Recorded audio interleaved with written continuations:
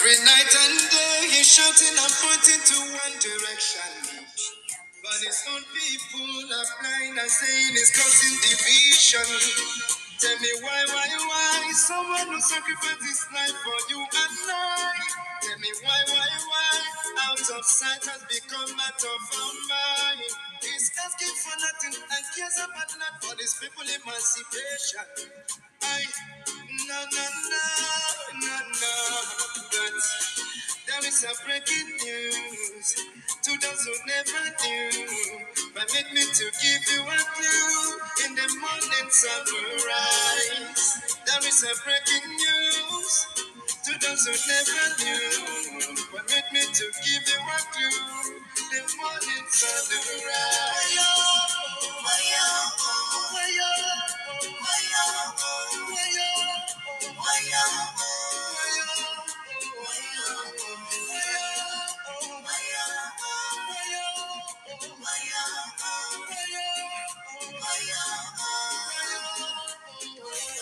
He lost daddy and mommy and he live for nothing, doesn't care about nothing and abandon his family.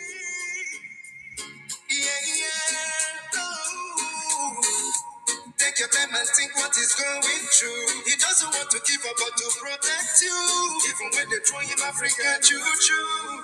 Oh no. Yeah. Oh, bring up the cannon now. Let me hear you sing. Bring up the cannon now. Bring up the cannon now.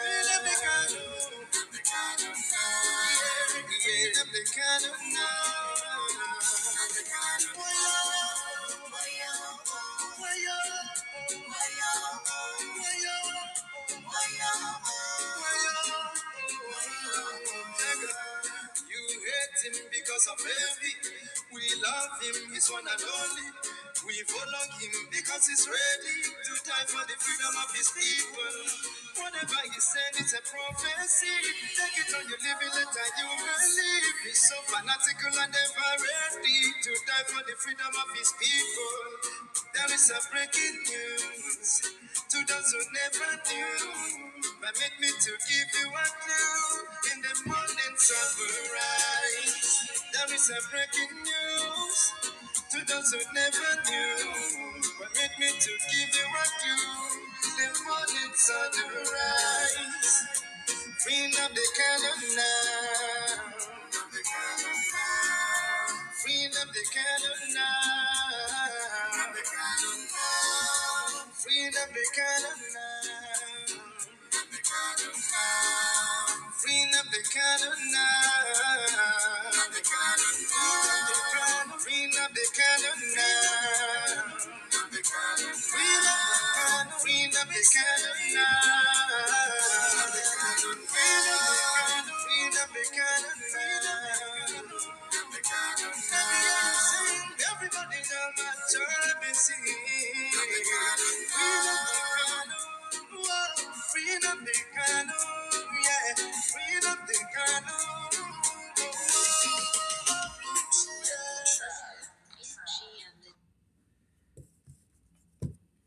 Good morning, good afternoon, good evening, wonderful Biafrans, lovers of freedom all over the world.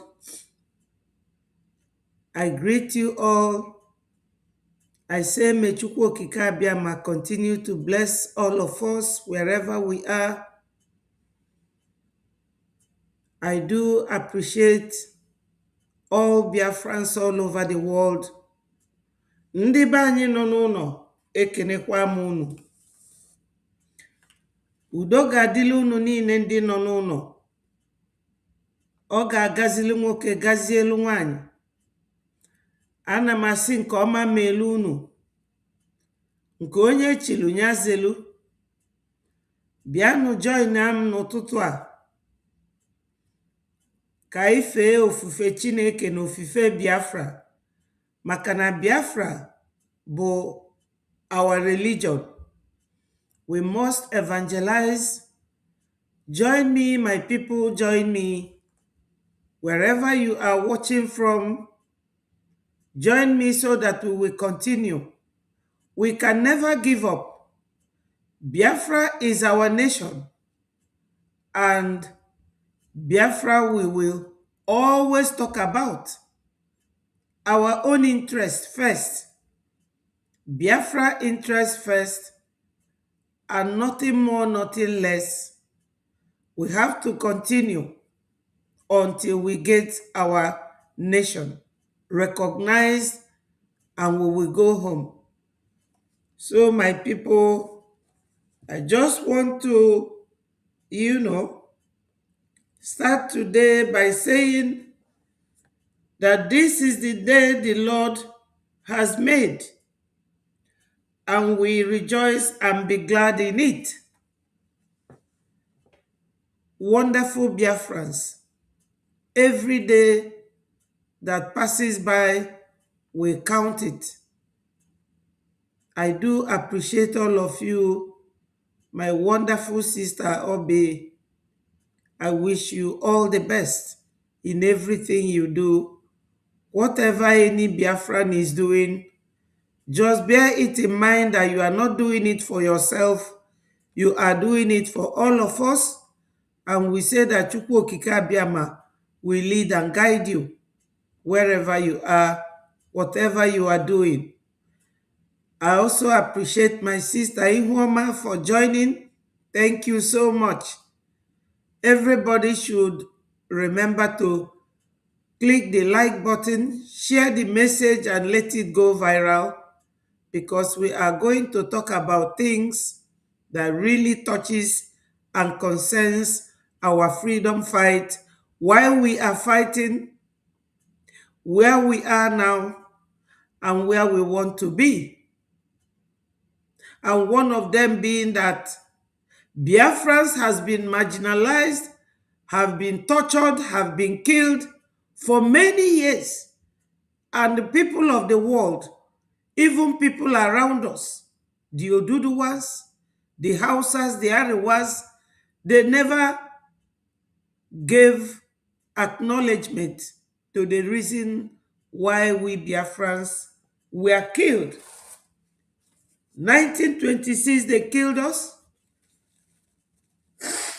I beg your pardon. I have cold. 1945 in Jos, they killed us. 53, they killed us. 66, the pogrom, they killed us.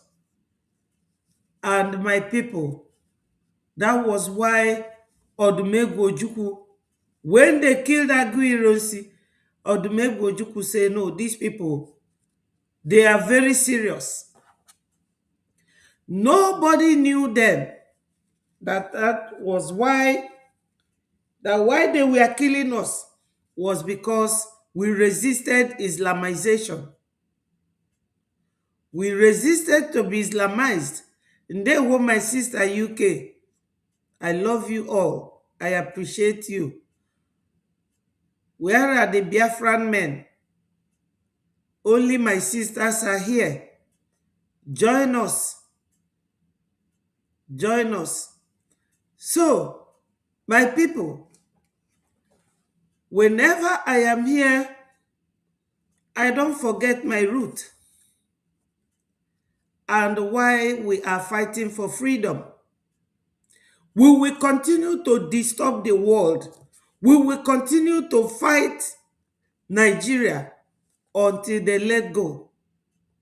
We are not going to be left in the hands of these marauders. They came to our land to grab it by force. Acquisition of land, because they are nomadic people that move from place to place. They want to come and settle their brothers and sisters in our land, and above all, to Islamize us. It can never happen. If any Biafran is accepting it, I reject it for them. So now, I am going to somewhere. So follow me and listen to Onyendu. As I warned the zoo many, many years ago, if you don't allow we Biafrans to go, that zoological republic called Nigeria will be a worse place than Somalia, and today it is happening. And if you have not applied for your Somalian visa, please try and do so. Should I say Somali visa? Try and do so as quickly as possible, because the zoo is on the path of destruction, and there is nothing man can do to reverse it. Mark today's date and what I'm telling you. Nigeria will be destroyed beyond human comprehension. So, Biafrans, who will not believe what our supreme leader is saying? Who will not believe that today Nigeria has been destroyed, and they are the ones destroying it by themselves? They are the ones destroying the zoo by themselves, because they are zoo. They are animals. Animals don't do anything domestically well. Animals come to destroy, to steal, to kill, and to destroy. And it is happening today. Continue to listen to Onyendu, and I will get to somewhere. So says the Lord of hosts. Anything I tell you here is gospel. Anything I open my mouth to tell you must come to pass. Yes, anything I tell you is the gospel, and anything I tell you must come to pass, because he is a prophet, not just a leader. Our leader, Msen is not just a leader, but a God-given, talented prophet. Anything that Onyendu says must come to pass. It must come to pass. Because Almighty determined that we should come. And we have come to preach this very gospel in truth and in every honesty. And I want Britain to understand this today. If you stand as an obstacle on the path of Biafra freedom, you will be destroyed. Have you heard it? As I warned the zoo many, many years ago, if you don't allow we Biafrans to go, that zoological republic called Nigeria will be a worse place than Somalia. And today it is happening. And if you have not applied for your Somalian visa, please try and do so. Should I say Somali visa? Try and do so as quickly as possible, because the zoo is on the path of destruction, and there is nothing man can do to reverse it. Mark today's date and what I'm telling you. Yes, mark today's date.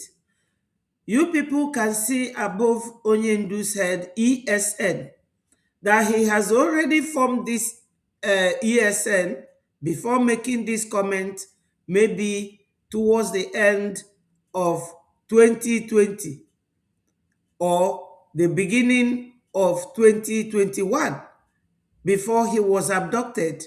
It's not long that he made this comment, and it is happening already. Everything Onyendu said here, they are all coming to pass. Nigeria will be destroyed beyond human comprehension. So says the Lord of hosts. Anything I tell you here is gospel. Anything I open my mouth to tell you must come to pass. Because Almighty determined that we should come. And we have come to preach this very gospel in truth and in every honesty. And I want Britain to understand this today. If you stand as an obstacle on the path of Biafra freedom, you will be destroyed. As I want the Yes. Now, let me get to another confirmation.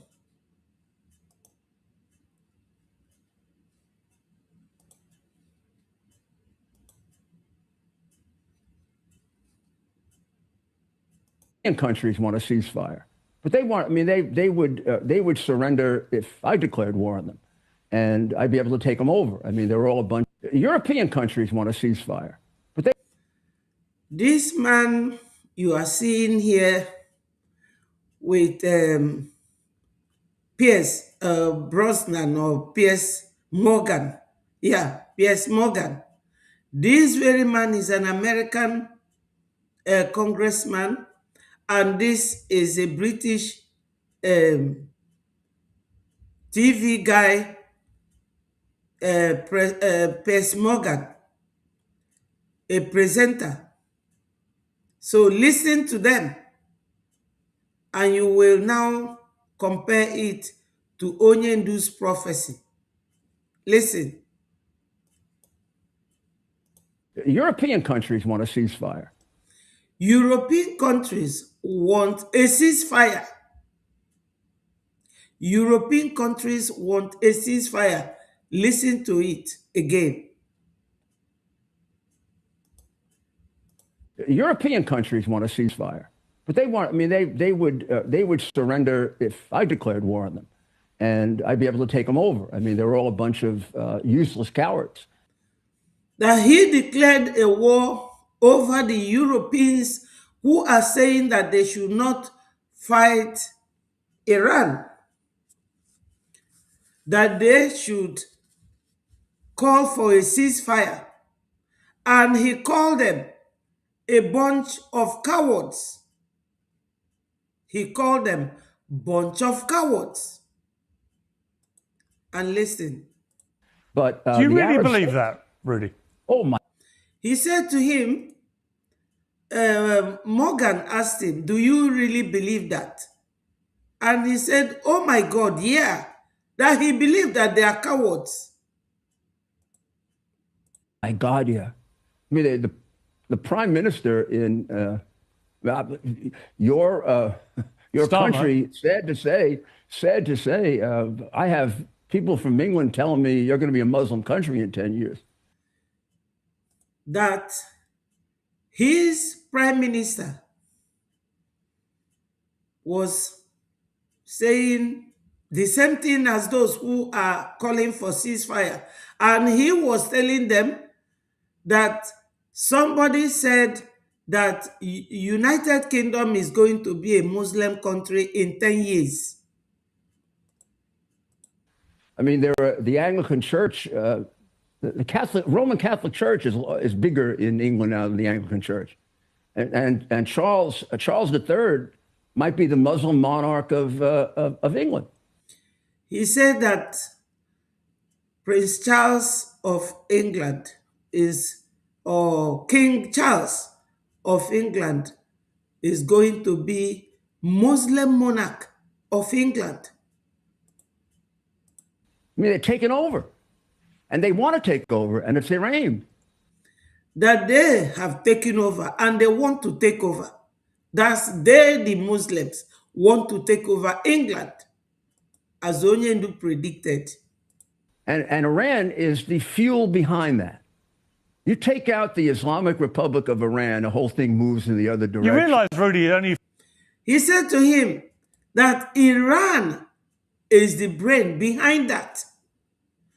Do you people realize that during Nigeria Biafra war, before Nigeria Biafra war, these people have been killing my people the same way they are killing the Plateau, the Jos people right now? Because all these Sahel terrorists that Gumi is bringing over with Kashim Shetima, with Pantami and Malami, all of them, that El Rufai, those of them sponsoring terrorism in Nigeria, all these people they are using now was not the case before the war. Before Nigeria Biafra war, which took place in 1967 to 1970, it was Tafawa Balewa and Ahmadu Bello that was using the people of Benue and Plateau to fight Biafrans for jihadist war. And they will call it Islamic war. Against us. Only Biafrans were able to challenge these people. And this Iranian something started as early as that time. And I have a video here that I am tempted to play so that you will know that this jihadist agenda in Nigeria did not start today, and that it has been Iran all along. It has been Iran all along. That's what this American is telling Pierce. 5% of the UK is Muslim. It doesn't matter. I mean, they have tremendous power. They have tremendous power, and that is true. Their network system is powerful. How many mayoralties do they have? I mean, They have a few mayoralties, but how many mayors do you have? All the mayors in the UK are Muslims. A Muslim have once ruled, an Indian Muslim have ruled Britain, but it was short-lived. But this idea, there's a lot of Americans are increasingly concerned that a lot of you guys seem to have this idea that we're literally being overrun by Muslims. And I don't know where it's coming from. Because I live here. I live in London. I don't get any feeling I'm being overrun by Muslims. Well, I was in London about a year and a half ago, and it seemed to me there were an awful lot of women with veils on that I'd never seen before. And you have debates over whether Sharia law should be respected. Of course, it shouldn't be respected. Sharia law is a cult of death. Sharia law is a cult of death. Sharia law is a cult of death. I mean, the Quran is a cult of death. Quran is a cult of death, he said. But Sharia law has no legal standing in the UK. Well, not according to a lot of reports that I read in different parts of England. It actually dominates. And Stearmer seems to be very, very affected by them politically. He seems to want to... He said that their Prime Minister Stearmer seems to be affected politically by them, because he said recently that he will pass a law that nobody should talk about the Muslims. Nobody. He said so, that he will pass a law. And nobody said a word towards that. Make them happy, make them contented. And certainly he doesn't seem to be trying to make them English. That he makes them contented, he makes them comfortable, and he makes them English. Nor do the French seem to be trying to make them French. They're contrary to immigration and assimilation. They just do the immigration part, immigration, and then follow Muhammad. What did Muhammad tell them to do? Take over. You're suggesting that all the millions of Muslims who live in the UK have a kind of radical mindset. And I would say back to you that that is simply not the case. All the evidence suggests that that is not the case. I don't think they all have a radical mindset. In fact, the majority of them don't. I know Muslims in the United States. Right. I've studied the Quran. You have about the same number of Muslims in the United States as we have here, and most of them are assimilated very well. They're very, very silent. There's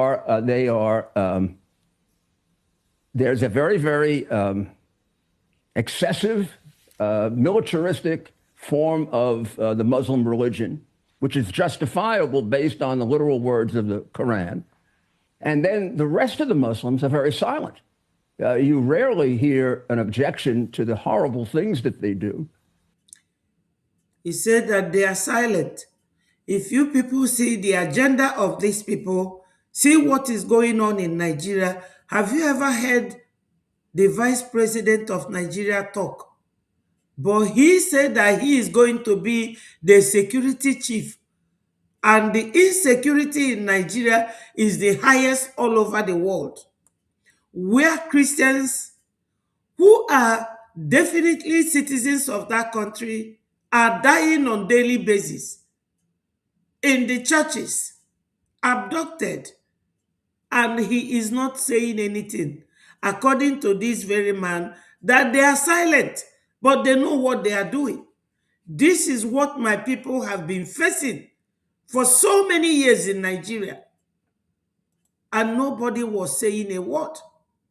Nobody talks because they feel it does not concern them. But today, everybody is crying. Today, everybody is crying. And very often you hear a defense of it. It's very hard to get Muslims to stand up to the atrocities that they. Yes, they don't stand up to the atrocities. Many a times you will see that Gumi will be asked question and he will carefully avoid it. He will carefully avoid answering that question.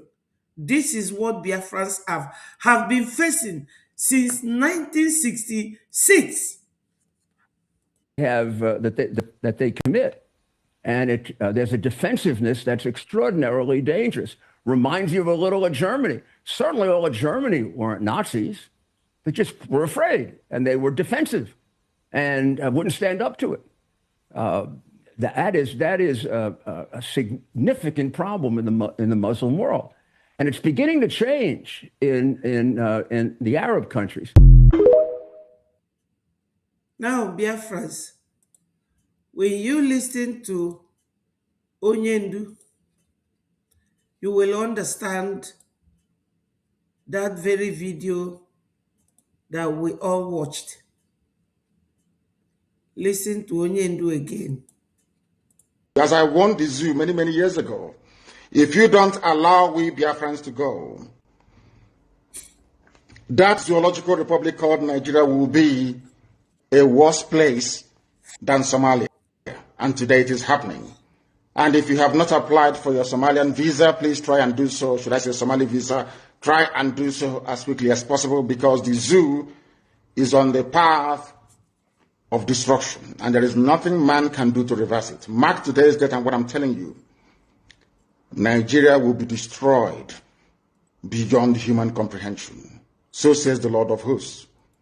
Anything I tell you here is gospel. Anything I open my mouth to tell you must come to pass, because Almighty determined that we should come. And we have come to preach this very gospel in truth and in every honesty. And I want Britain to understand this today. If you stand as an obstacle on the path of Biafra freedom, you will be destroyed. As I want. So, Biafrans, let us watch and listen to this.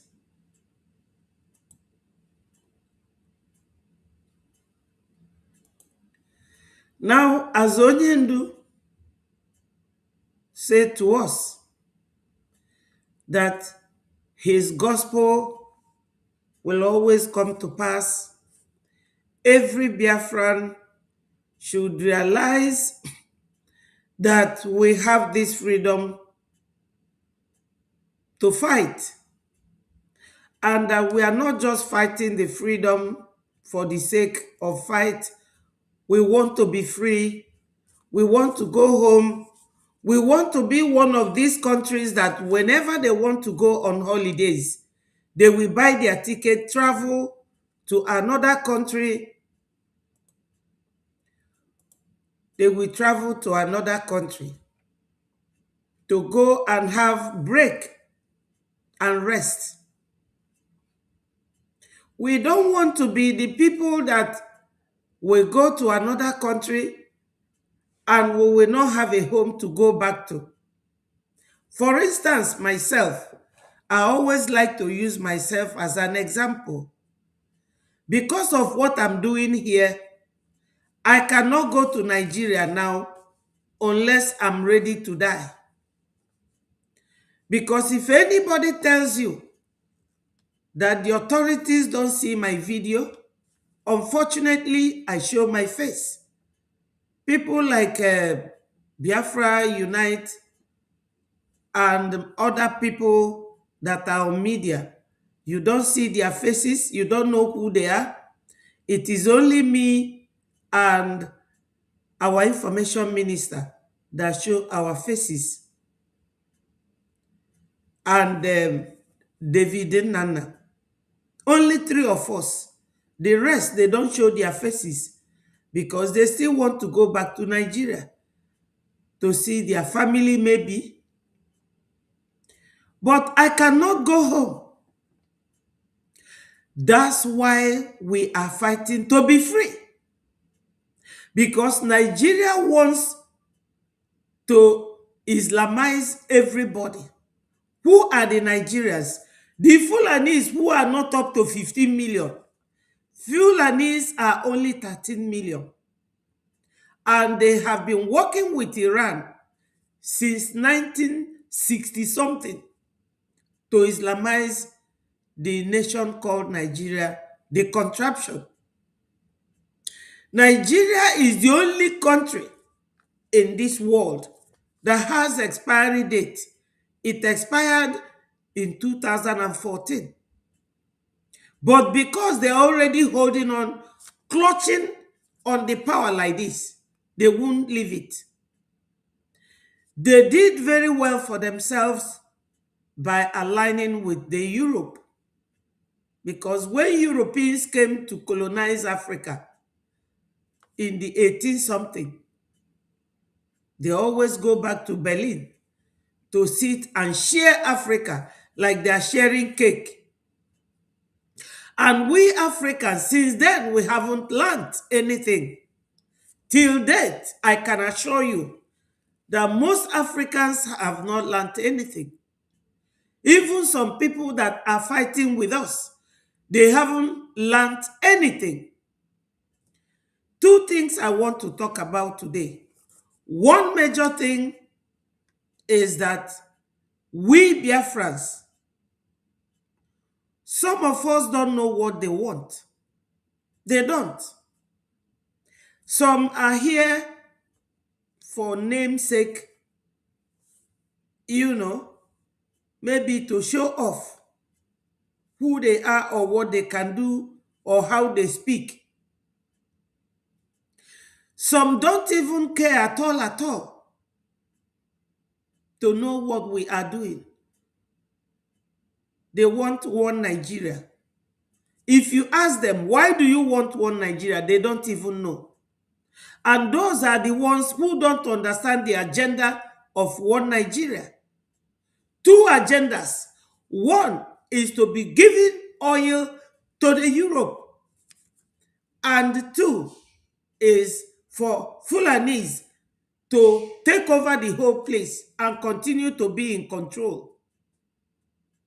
So what I'm talking about is that if you are a Biafran fighting for this freedom and you do not understand what Onyendu stand for, you do not understand what Mazi Simon Ekpa stand for, or what Mazi Ogenkere stand for as our leaders, then you are not worthy to be in our midst.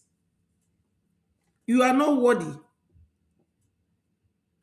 Sometimes I just get up and pick one topic and feel like discussing it. Most people will tell you, Onyendu said this, Onyendu said that. I don't ever agree on whatever they say that Onyendu said, or whatever they tell you that Mazi Simon Ekpa said. Because Mazi Simon Ekpa told us, he told us when he was our first prime minister, that we are not going to take orders from Onyendu because he is in the hands of the enemy. And I believe that. I agree with it. As one of the media, I cannot tell you anything otherwise, but to reflect on the past. When Onyendu was walking free, Onyendu did not even include any of his brothers in any of the departments that he created at the time. None of his brothers. So why would anybody now think that Onyendu wants his brothers to be part of what we are doing or to hold any office? Not at all. We know our leader Onyendu Mazi Nnamdi Kanu as a lion, a tiger, a man that fights for his people and is willing to die. Because you all know that Nigeria government, El-Rufai, Nasser El-Rufai, accused them of going to Poland to buy a deadly poison, a colorless poison. They can easily use it on Onyendu, but for what we are doing. That's why Onyendu is still alive today. That's why Onyendu is still alive today. Ndewo my brother Chukwudi and at Chukwuma. Ndewonu for joining us. I say good morning to you all. I appreciate you. Remember to like and share and let this message go viral. Sometimes it's good for people to have dialogue and for you to reflect. Onyendu Mazi Nnamdi Kanu, you can never force him to do what he does not want to do. Most of the time, these people that go to visit him, that works directly with the governors of Nigeria government, they work with them. There is no doubt. Because I could remember when our first Prime Minister, Mazi Simon Ekpa, when he was here with us, he told us when he was doing what I'm doing now, he said that Ejimako arranged a meeting between him, Ejimako, Mazi Pitamba, the governor of Enugu, and our then Prime Minister, three of them. And our Prime Minister said, no, I will not have anything to do with any of these governors. So when you compare all this, Onyendu said, Mazi Simon Ekpa said, you will know that it is still the link of our enemies, the saboteurs. These men cannot just become vegetable overnight. And they accepted to go to prison because of all of us. So those of you who are here to look for power, to look for relevance, you seek for this, you seek for that. Stop confusing our people. And I am telling Biafrans that we should all rise up.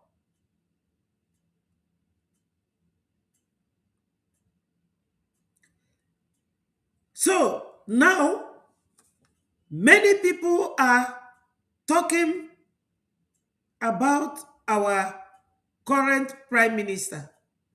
Whether you like him or you don't like him, I want to play the voice of our first Prime Minister to tell you that he is well informed. Our first Prime Minister, he knows the rule of governance. He knows, and he said it himself. Whether you like it or not, you must listen to this.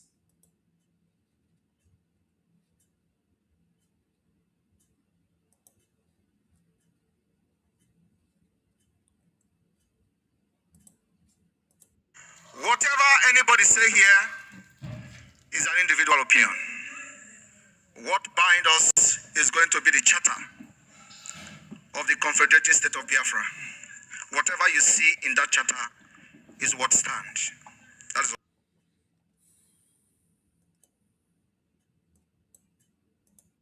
whatever anybody say here is an individual opinion. Are you hearing it, Chukwuma? Whatever anybody says here is an individual opinion. And we are not Nigeria. We are allowed to express ourselves. You cannot be fighting Nigeria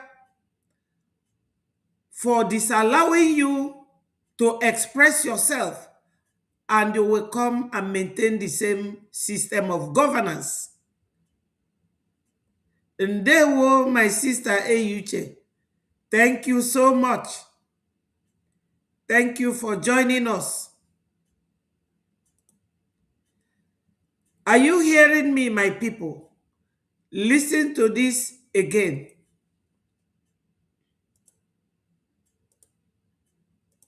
Whatever anybody say here is an individual opinion. Whatever anybody says is an individual opinion, and we are all entitled to that opinion. We are Biafrans. We are not Nigeria. Nigeria is a place where they will have their constitution, like you see our charter here. Nigeria has constitution, they don't follow it. Why? Because they are working on Sharia. And that American man I showed you said that Sharia is cult of death. That is how Nigeria operates. Biafrans can never operate that way. No, my people. You can't gag anybody. You cannot make people to be silent when they're supposed to talk.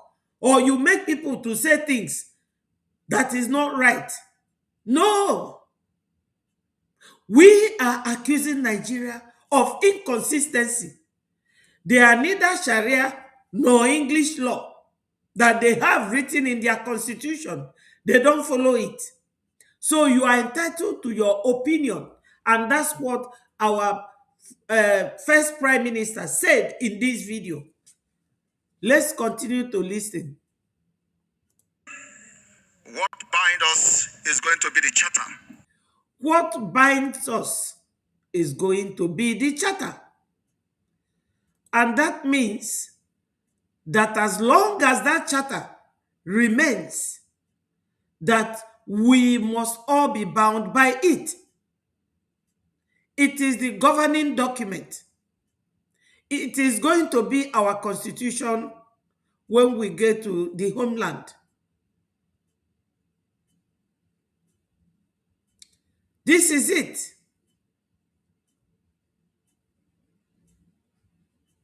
Now, let's continue. Of the Confederated State of Biafra. Whatever you see in that charter is what stands. That is what binds us. Irrespective of our differences, irrespective of whatever, wherever we come from, the charter becomes the law of Biafra until the Biafra Declaration. Have you heard it? That's what he is telling us in that video. That is what he is telling us.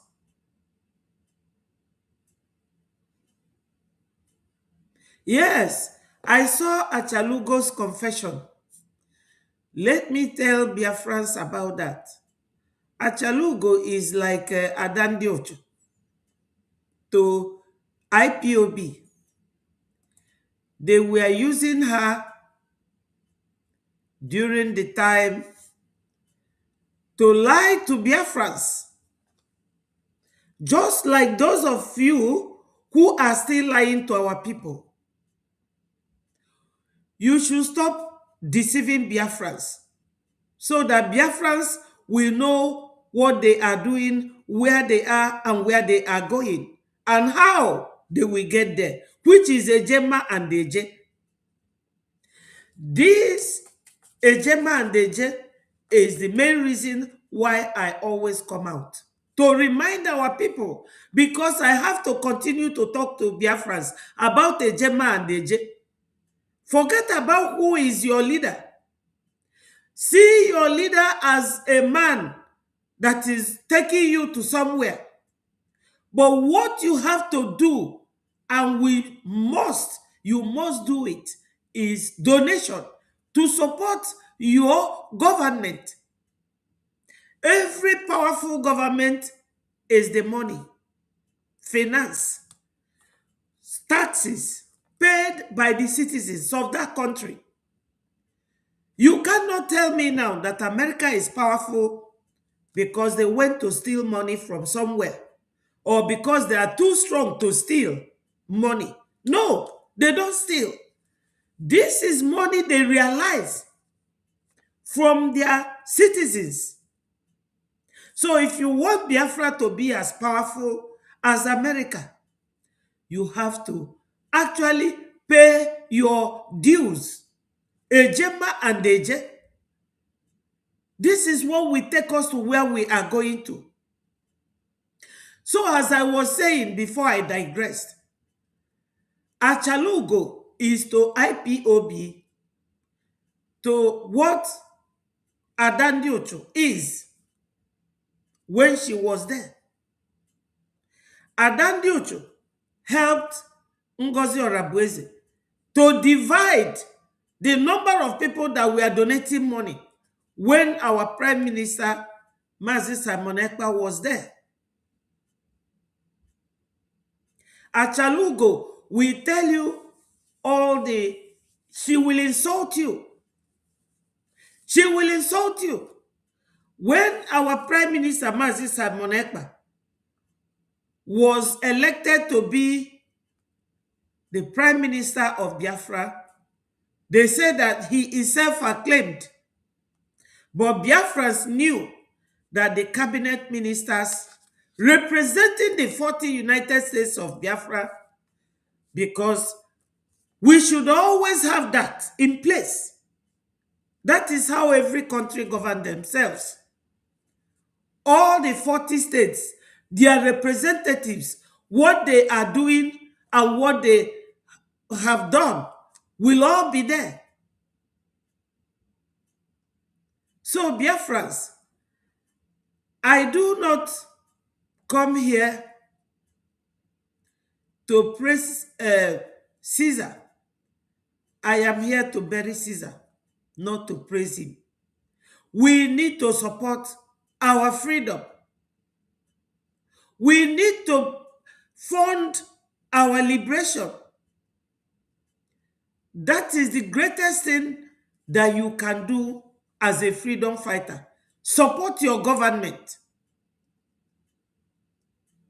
Support your government. So, now the lady that my brother Chukwuma is talking about is just like Adandiochu. And you also, when Adandiochu came and was crying and begging that she should be forgiven, the same thing that Achalugo is doing now. And if you come to your right senses, you will be forgiven. Of course, we are all Biafrans. Achalugo said that time that Mazi Simon Ekpa made himself the prime minister, while Onyendu Mazi Nnamdi Kanu, who's supposed to be the prime minister, is in prison. And I corrected her. I corrected her. I said to her, no. If you do not know the system, go and read the system. Go and read about governance under the administration of a country, of a nation. We are now a nation. We cannot be working without a leader. Onyendu Mazi Nnamdi Kanu is the overall leader, just like in United Kingdom where I live. That time Queen Elizabeth was still alive. I said to her that Queen Elizabeth is the leader of United Kingdom, but then I think it was Boris Johnson that was the prime minister. Onyendu cannot be your leader and your prime minister. Onyendu as the leader, we have his prime minister. This is the system we are practicing. Yeah, Chukwudi. Thank you. Well, Chukwudi and Chukwuma. I get it. Thank you so much. So, Biafrans, what are we talking about? We have to know why we are fighting to be free from Nigeria, where we are and where we are going to. Our leader was incarcerated, abducted from Kenya back to Nigeria. It was not an easy thing. It was not a one-day plan. They planned it. They planned it very well. They planned it and they succeeded. As if that was not enough, in November, 17th of November 2024, our first prime minister became arrested. They said he was called for questioning, from questioning to imprisonment on the commands of Nigeria government. The same issue. And unfortunately, some Biafrans who never liked Mazi Simon Ekpa, the same DOS, they sent people to go and lie against him, and he was imprisoned.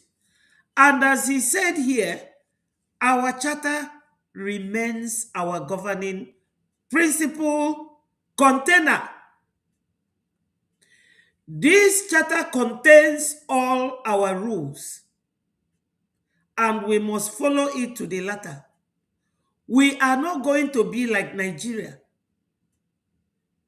Ndị Nigeria bụ ndị ome ọzọ, okwu ọzọ, okwu ọzọ, ome ọzọ. We can never be like that. We can never be like that. Now, I saw a write-up by Ejimako. You know, the two names, they are conflicting names. Ejimako wrote on his platform that, you know, Mr. Aloy Ejimako, he wrote on his platform and was advising Biafra'S that when Mandela was in prison, that Mandela was giving order. South Africa, is it the same as Nigeria? Because you follow people the way they come across to you. Nigeria is not South Africa, and South Africa is not Nigeria. Whether, you know, whether Nigeria government or South Africa, Mandela says whatever he says, you can never compare Nigeria with South Africa. Now, what are we talking about? Nigeria is nothing but a contraption. Listen to this once more.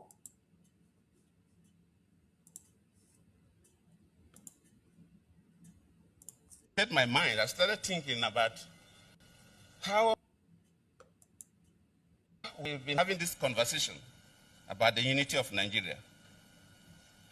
And I reflect back at some of the prominent statements made by some of our founding leaders. And I feel that probably this will help us to have a conversation on the Nigeria.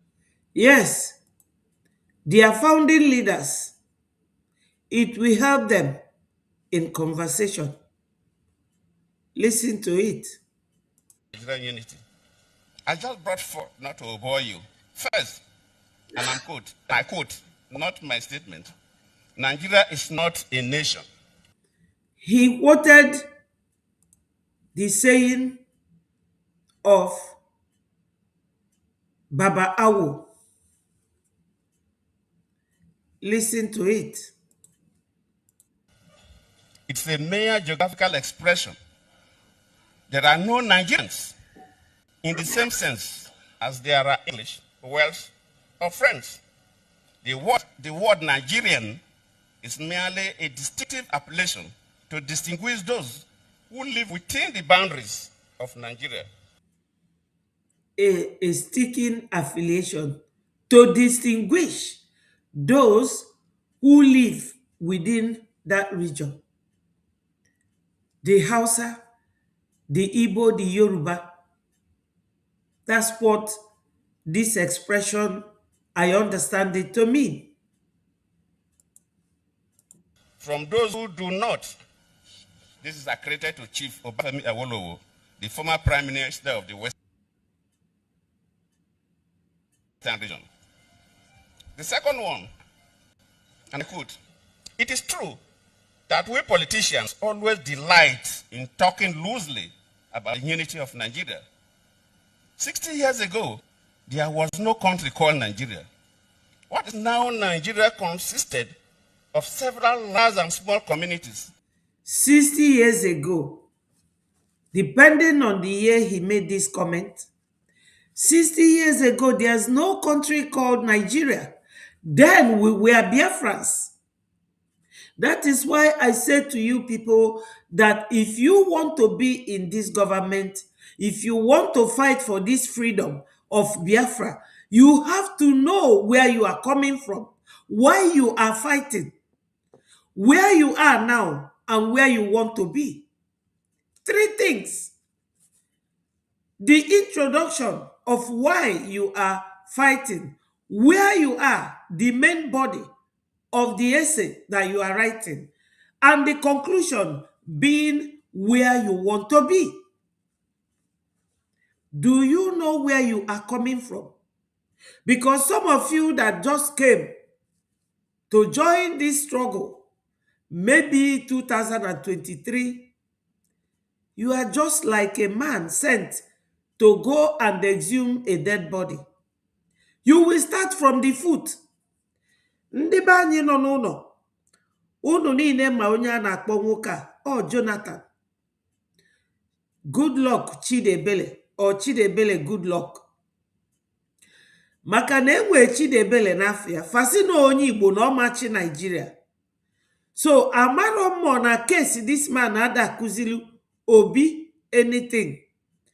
Oge ọbụna Obi ewepụta onwe ka a na-eyuzie ka o were deceive ụmụaka be anyị. Ụmụ Biafra, anyị nọ n'obodo oyibo na-azọkwa Biafra. Join na ife anyị na-eme. Enwere number dị na this video. Follow that number and contact me. Onwe ife gbalụgịghali, ask question. We are not in a blind government. We are in a transparent democratic government. You are entitled to your opinion, and that was what our first Prime Minister said in his speech. So they planned and removed this man because they said he's an Igbo man. What does that show you? An Igbo man can never rule Nigeria. So if you want to remain in Nigeria, it means that you are going to be there like a slave. That they call you. They call you infidel. They call you their slave. And everything you do, my people, you are paying them tax. The one they call jizya tax. That tax is an Islamic tax that those who don't believe in their religion pay to them.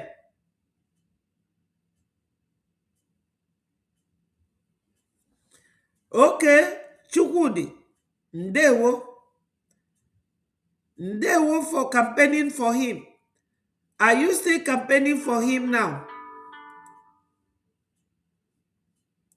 All of which who do not. This is accredited to Chief Obafemi Awolowo, the former Prime Minister of the Western region. The second one, and I quote, "It is true that we politicians always delight in talking loosely about the unity of Nigeria. 60 years ago, there was no country called Nigeria." that their politicians talk loosely about Nigeria being one. And he asked the question here, 60 years ago, they were not Nigerians. So he must have made this comment about 4 or 5 years ago.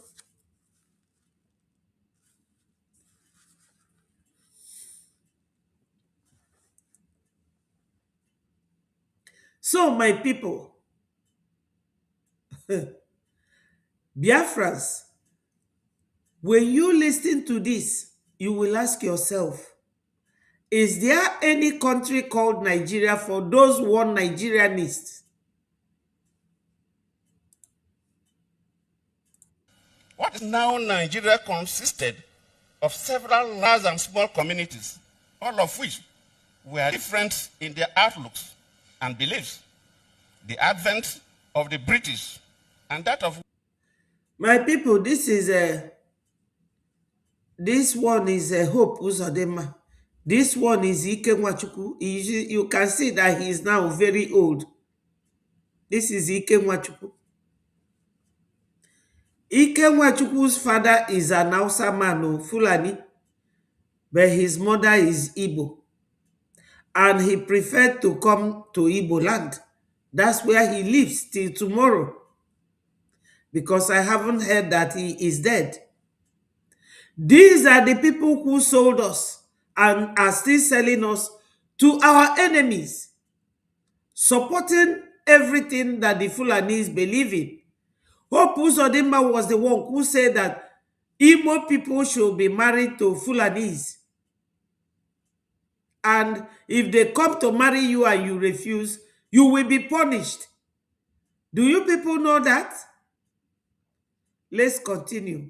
Western education has not materially altered the situation, and the many and varied communities have not knit themselves into a composite unit. This is accredited to Sir Amadou Bello, former Premier of Northern Region.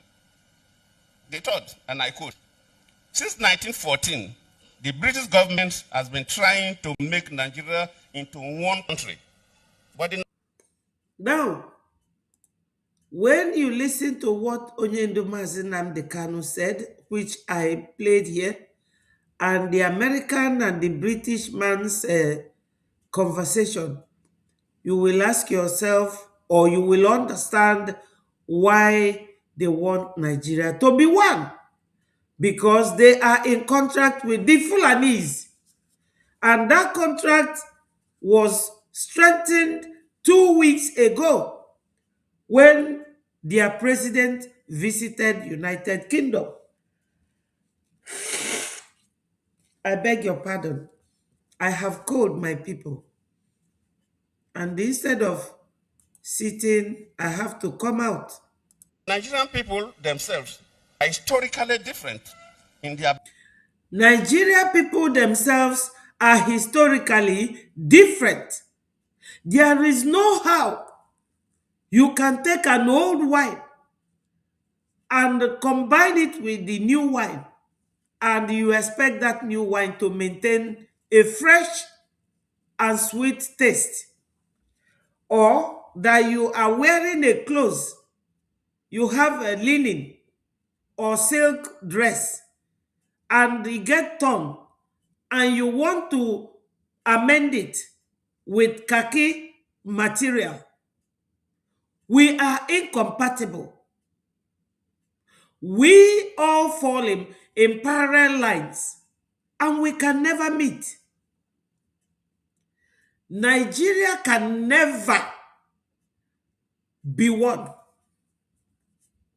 It is just a mere saying. It can never be one. It has never been one.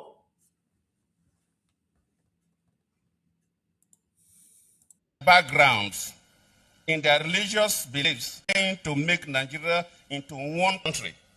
But the Nigerian people themselves are historically different in their backgrounds, in their religious beliefs and customs. and They are historically different.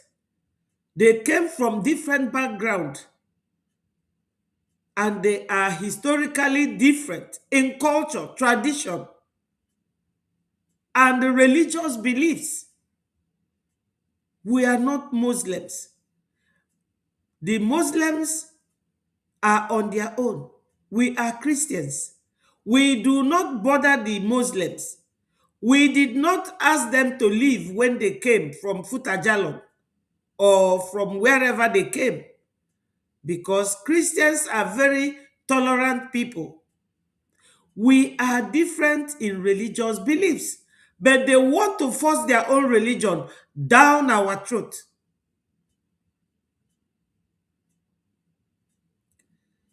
So, Biafrans, thank you, my brother. Annie, Ndewo, thank you so much. Yes, I will be addressing you as Annie so that I will avoid calling you Chukwuma. So, my people, you see, why I brought this video is for those of you who are sitting on the fence to know that we have different cultures, different religion, beliefs, different tradition. We can never be merged to be one.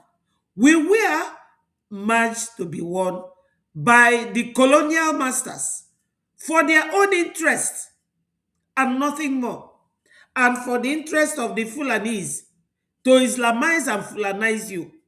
And this is what is playing up right now. Why would you be dancing backwards instead of marching forward, playing into the hands of your enemies? It is shameful. Now, that brings me to my brother. He said, I am very annoyed, very upset. The way the mad idiot called Nki is insulting our prime minister this morning. I would not take it anymore. We must fight back. Let me tell you, we are in a democratic system. Democracy allows people freedom of speech, freedom of expression. Your prime minister is the leader of a democratic system of government. He will definitely understand. Whatever she says can never be as much as the British people said about Margaret Thatcher during her time. Let me tell you, words does not tear the skin. What the word does is to make you to do those things that you forgot to do. It reminds you. Do not be bothered about that. We are not here to fight each other. And anybody who have chosen to fight you, ignore them. Focus on your real enemies, the Fulanese, the Europeans. These are the people sitting on our neck. These are the people who told Donald Trump during his first term not to recognize Biafra, because they know that the moment Biafra is gone, that they will start paying to get our oil, or they will stay without oil and gas and crude. They get everything free from our land.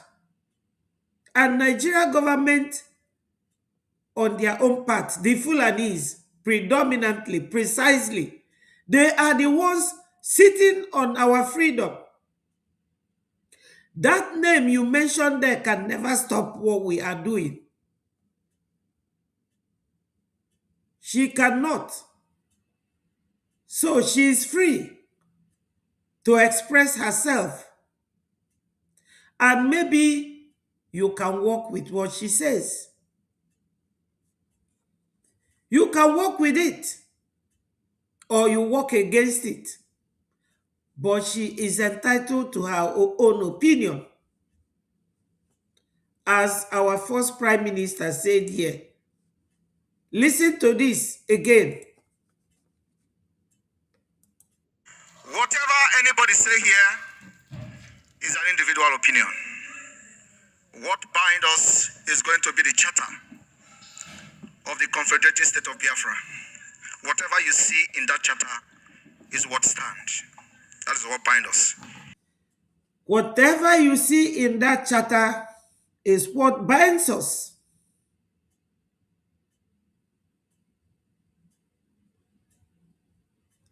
Yes, Ndewo Senator, thank you for joining us. Thank you. So, Biafrans, the charter is what binds us. Irrespective of our differences. Irrespective of our differences. Are you hearing it, Chukuma? And this one is the Sabo. They say that it is only somebody who knows you that can betray you. Ndewo Okonkwo, thank you so much. This one betrayed our first Prime Minister called Uche. Somebody who knows you, very close to you, will always betray you because they believe that they have known much about you. Irrespective of whatever, wherever we come from, the charter becomes the law of Biafra until the Biafra Declaration. Have you heard it? So now, let us continue with this. Not show themselves any sign of willingness to unite. The Nigerian unity is only a British intention for the country. Nigeria unity is only British intention.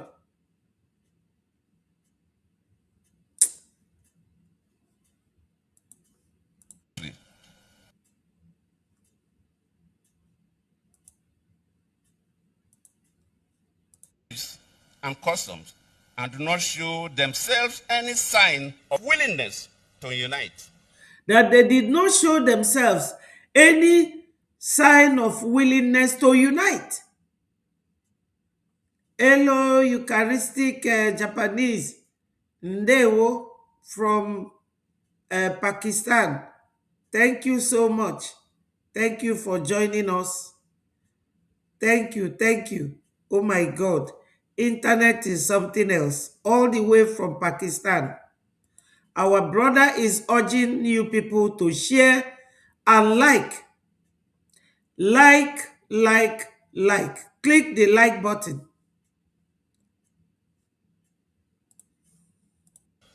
The Nigerian unity is only a British intention for the country. Have you heard it? The unity of Nigeria is only British intention, and because Britain has given that intention, you know, Nigeria had expiry date. Because it is an intentional creation, it had expiry date. Anything that has expiry date, once it is expired, can no longer be used, can no longer be applied. You understand? So, Biafrans, we have a lot to talk about. Let me now play this for you to listen.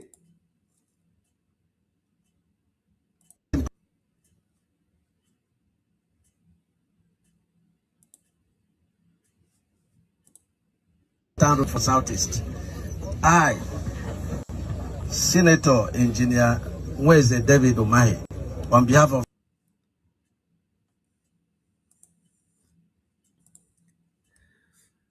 Are you hearing the way he was introducing himself? Senator Engineer David Umahi.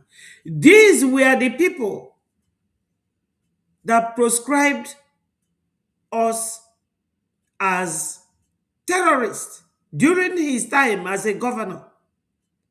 This is what is killing Africans. I, David Engineer, Senator Engineer David Umahi. Name, empty boast. Empty boast. He is senator.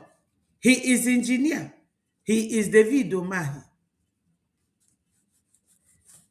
This man was promised by Buhari to be the next president.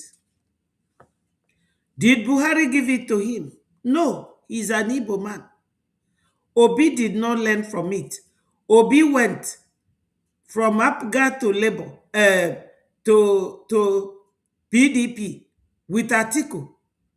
From Atiku, he went to Chatham House, the think tank in UK. From there, he came back and became Labour. Labour that has no governor, no place in their parliamentary system or in their House of Assembly. Just to distract what we are doing, this group of people. And those of you who always like to come, I am representative this, I am this and that. Name, empty boast. Empty boast. This is what Oyibo man used in deceiving you people. If you are not called an engineer or senator, nobody will listen to you. That is not going to work in Biafra. When Biafra comes, unless it came after my life, if I am still alive, I will always advocate every person matters as a Biafran, irrespective of your position or the title you have, whether you are educated or not. Anya bụrụ ndị ọcha. I am engineer this, engineer that. I am senator this, senator that. O ife ndị ọcha ji wee lafuo unu. Onye gụrụ akwụkwọ na onye agụrụ akwụkwọ. Ọba akwụkwọ bụ your brain. You think with your brain. You think with your mind. Ụfọdụ ga-asị ọgụrụ akwụkwọ, ọ bụrụ injinia, ọ bụrụ prọfesọ, ọ bụrụ dọkịta, ngwanya bụ ndị dọkịta, kedu ebe fa nọ? What are they doing with those professions? Empty brain. Onye a na-akpọ onwe senator, injinia, oge ọ bụ governor, ọ dị convinced by ndị Fulani na-achị efi. Obuli agwara ya that na ndị befa dị more polished than ndị a na-achị akịta. Ọ sị na ụmụnne bụ terrorist. Yanwa bụ onye isi that time. Etu a Hope Uzodimma nọ kịta. Yanwa bụ onye isi ndị governors that time. Yana Wike, all of them, fajiko aka ọnụ. Ifeanyi Ugwuanyi, kedafa nke a, n'Ụmụahịa, kedafa that governor that time. Willie Obiano, all of them offer proscribe like Buhari influenced him. Name, empty boast. In as engineer, in as a professor, in as a senator, what has it got to do with your brain to think? To think for your people. Oluolundi Fulani Mosque. Now Abakaliki, the biggest. Ewu a unu fuleba. Onwe nwaanyị oji ụgwọ, nwaanyị anwa collapse. Nwaanyị na-akọ how many millions? Nwoke ajie. Osi ke ya di na the woman. Nwaanyị ejo si agi nye gie. Na inyere ye contract. Ya weje wete ego na bank wee lụọ that contract. All the fine afuna na Igbo. Obri feni ne ka na-ekwu n'oyibo. I am engineer this, engineer that, professor this, professor that. Useless and empty boast. Okezie Ikpeazu. Bless you, Annie. Thank you. Okezie Ikpeazu, will you be no? Ifeanyi Ugwuanyi, this David Umahi, Governor Wike, Fancha kpara akpụkpa wee bunata Maazị Nnamdi Kanu. Kafa wee sikwa ndị Hausa, assalamu alaikum. I am on your command, on your mandate. Neya. Onye biosigi, I am this, I am that. Still, when you expect them to act like an educated person, fane meka ndị nzuzu. Ndị Fulani ade eje akwụkwọ. Fulani so na ndị bidolo igo certificate na Nigeria. Just kafa wee sakwa okafa. Wee na chi unu. They are on top of us like this. We're not suppressed, then you are following the Fulanis with all your engineer qualification. You don't know what your forefathers believe in. And you do not know what the forefathers of the people you are serving, which is Usman Danfodio, believe in. If they tell you that the Fulani can use your mother or your wife to get you, he is number one. Number one. Oje nwoke bidole ebubago. Wee kpolu di Fulani wee wunye de. Fulani wee na-egbu ụmụnna anyị. Today our people are onwerozi nke fa kọtala aka. Onwerozi ife fama. Famarozi ma ọfa gabaga ma ọfa nabazu. Yes, so thank you, my brother. Okechukwu ndewo.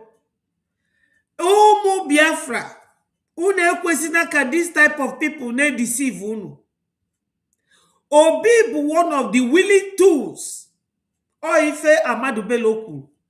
Na ndị Hausa bụ their footstool. Fanwa bụ Fulani. Then, na anyị nwa, ndị ọzọ bụ conquered people and willing tools. All the here. I can read it out. If Amadu Bello kwuru, Amadu Bello bụ nwa diokpala Usman Danfodio. Amadu Bello kpọchasịrị ndị be anyị asị, wee kpọọ ndị be anyị asị so much.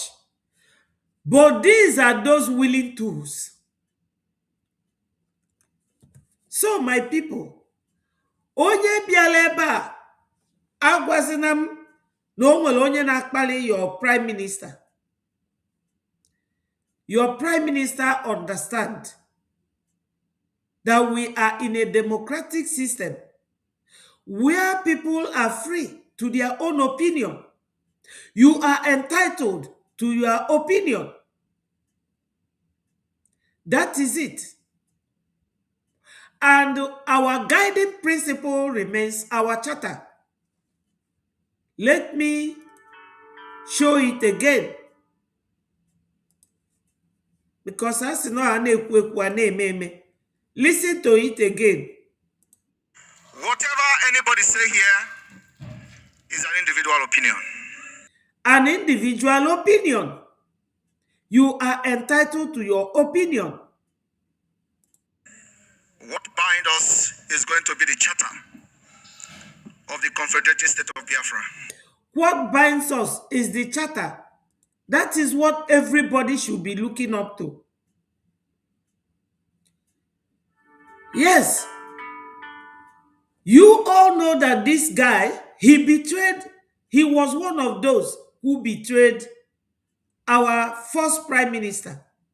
And this guy, if any Oma maka this prime minister, Okpoli echinye ngozi n'aka. Ọkwa unu furu ya na Finland, ya na ngozi na-aga ka ụmụ pidgin nabo, ka ụmụ ejima. They were so intertwined.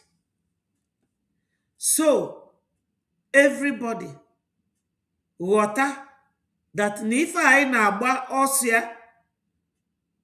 bụ ọsọ onye agha na nwanne onye agha kwa na nwanne. Yes. Back to David Umahi. Back to him. Let me start playing him again.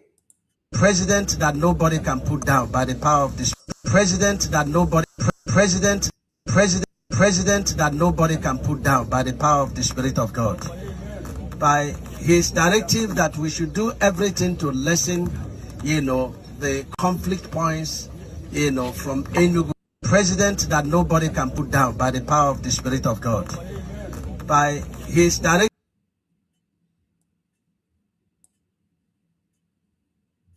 President that nobody can put down by the power of the Spirit of God. By his directive that we should do everything to lessen, the conflict points, from Enugu to Onitsha on this very important, the most important road for Southeast. I, Senator Engineer David Umahi. I, Senator Engineer David Umahi. Name. That's why I started saying all this. Name. All this name KJ deceive unu. Ndị ọcha pụtafasi unu. Ọ bụ na ịbụrụ nke a bụrụ nke ọzọ. Nobody will listen to you.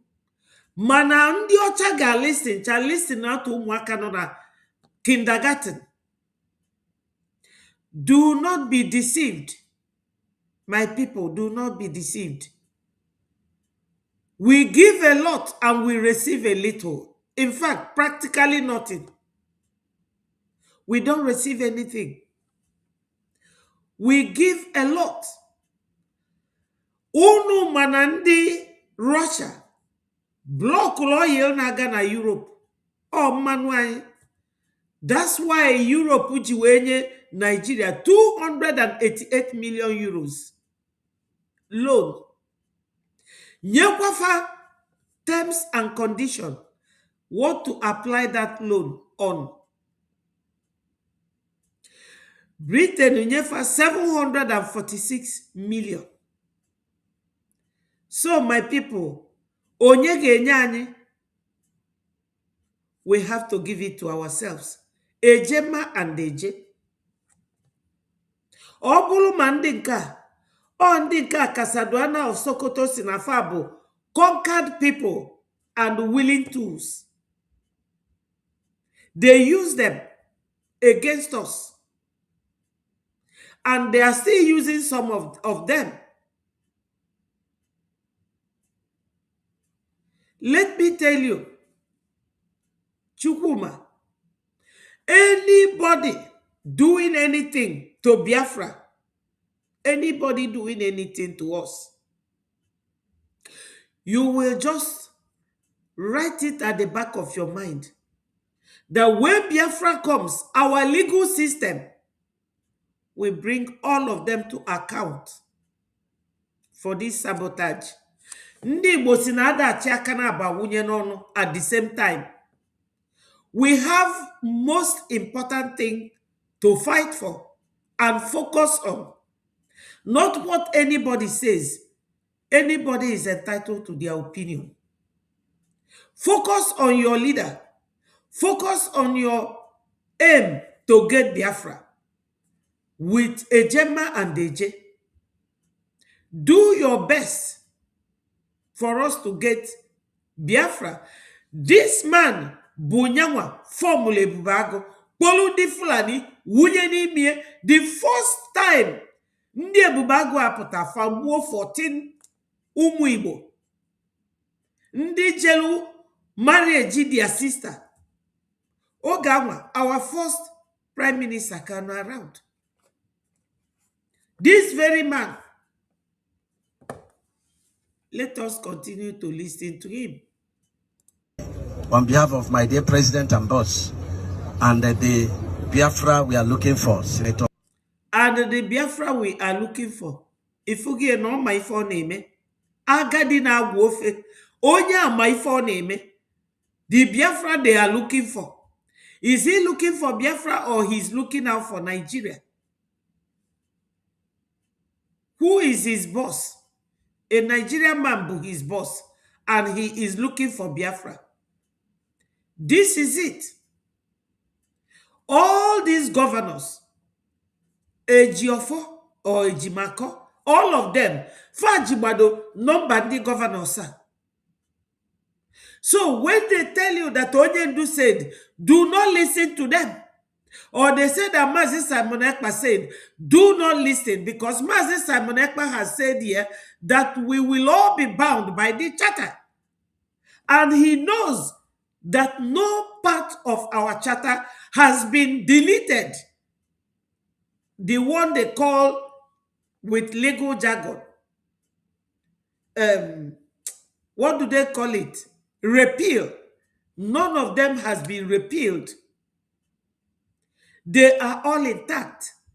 And he said to us that this charter is what will bind us, no matter your background or who you are, as long as you are a Biafran, you must be bound by the charter. So those who goes there and comes out and tell you that Mazi Simon Ekpa said or Mazi Nnamdi Kanu said, it is all lies. We are not going to believe in it. And nobody should judge them because of what somebody came to tell you. Because it has become a hearsay. A second-class news in law is called hearsay. And hearsay evidence is not admissible in court. It's not admissible. Yes, the spirit of Biafra forced him to say it. Let me take it a little bit back. And the Biafra we are looking for, Senator. And the Biafra we are looking for. And boss.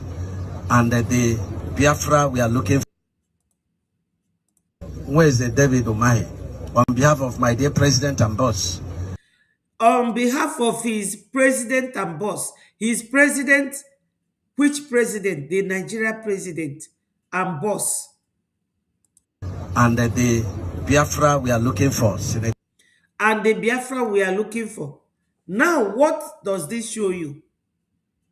It shows you that many of us want to be relevant with Biafra. Some of us will come out pretending that they want Biafra, but they are serving Nigeria. Look at it here playing up. I'm not the one saying it. I did not tell him to say it, but from what he is saying, you will understand that many of us are here talking about Biafra while serving Nigeria. Ndị a na-represent Onyendu. They are representing Mazi Nnamdi Kanu, isn't it? They will tell you, my country. Which one is their country? Their country, Nigeria. They are Nigerians representing a Biafran. And that Biafran was finally jailed in terms of our Onyendu. And they still go to see him. And they all practice in Nigeria court. How do you think that the Onyendu will be free? This is our predicament. This is how bad it is. So, Biafrans, let us remember, Nigeria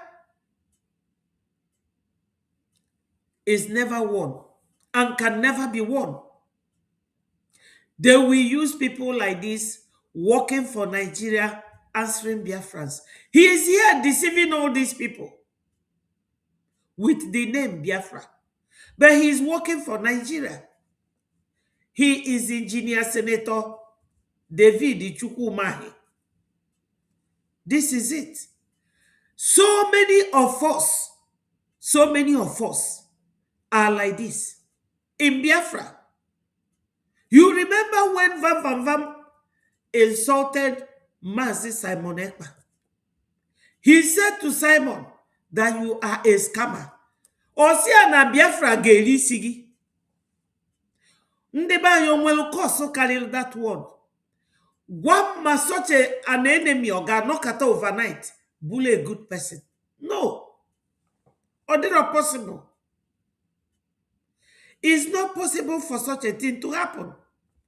So, many of you are using Biafra to deceive Biafrans while you are working for Nigeria. Ngozi Siunu, oh, I am a member of People's Club. Mano our first prime minister say, no onye cabinet here that he will tolerate having communication with any Nigerian politician. Osiunu na anya na one governor of Edo State that they are in talking terms. They talk to each other all the time, that they are classmates. All those declarations, he never made it when the PM was there. Ojebu People's Club. Ndia, nefa ofa bondi People's Club. Hope Uzodimma. Ato Eze.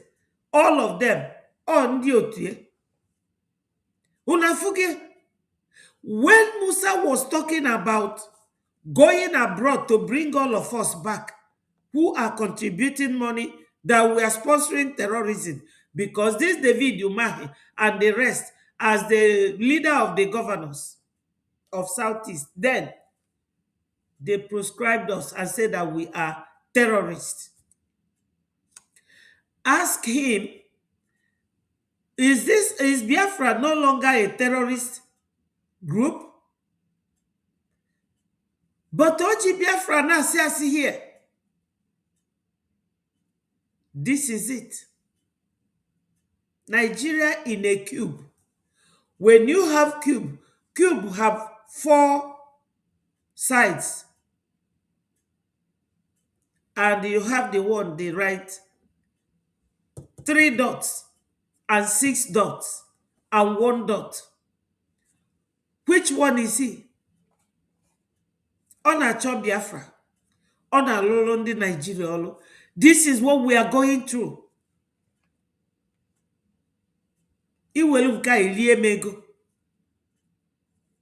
This is it. So Biafrans, kaichikota no wanyono. Aime kata megidi ifa na Biafra abiaro. Onye dikamu will never go to that country again. I will not. Nothing is working there. Somebody was telling me yesterday that Kwashoko ebidogo bubendi mado. No money, no food, no light, no electricity, nothing. No money, especially in the Southeast, because they removed everything that will give you money in the Southeast. And let me remind all of you, Ndi Aneso Tinubu, Ndi Neso One Nigeria. Let me look for a video here. Let me look for a video and show you so that you will understand what is going on. Tinubu came and received all these loans. What is Tinubu doing with it? Now, this David Umahi, see this woman, because when I am saying something, I like to show video to evidence what I'm saying. You have told you I cannot date you. He became, so I gave him time. After 1 year and 8 months, I started asking him for my payment. While I'm asking for my payment, David is asking me out. While I'm asking David Umahi for my payment, David is asking me out. For my payment, David is asking me to date him. I told him, sir, one day I got so frustrated. I said, sister, can you concentrate and pay me my money? Stop telling me about dating. You have told you I cannot date you. He became angry and hung up on me. The next thing, he sent me a message which is on my phone right now by David Umahi's number. Everybody that knows David knows this same number. He sent me a phone, an SMS that I insulted him. I will teach you a lesson. for insulting me. I can show it to the whole Nigerians. I can show that text message to the whole Nigerians. He said, I will deal with you for insulting me. So that was it. Since that day, he blocked me. He never picks my call again. Sometimes if I ask for my payment, he will tell me that God is busy. I said, Sister, have mercy on me and give me my money. Let me pay my children's school fees. He will tell me that God is busy. So he blocked me and he never took my number. So when I use another number and call David Umahi, that, sir, I'm coming to your state. And when I get to your state, I will block the government house. No vehicle will go in or out until you pay me. Do you know what David told me? David told me that if I get to a point, he said that I will not come out alive. I said, why won't I come? Have you heard it? Are you people hearing it? This is the man telling you that he's looking for Biafra. The Biafra we want. He is the one that this lady is talking about. This is the kind of people that want to rule you people. Or the kind of people, obedient. You will go to obedient. The people who don't want... Obi said that Biafra expired 50 years ago. Forgetting that it is the man that led us during the war that made him a governor. Obi killed our people. Through the Minezu River, the Masob boys, more than 30. Onyendu was very angry with him. Yamwage kunikwa kita. Ndiba ya nesu yenazo. Forgetting Nafamwelu, something that they are looking for. Now Fulani, they don't want you alive. This lady is talking about David Umahi.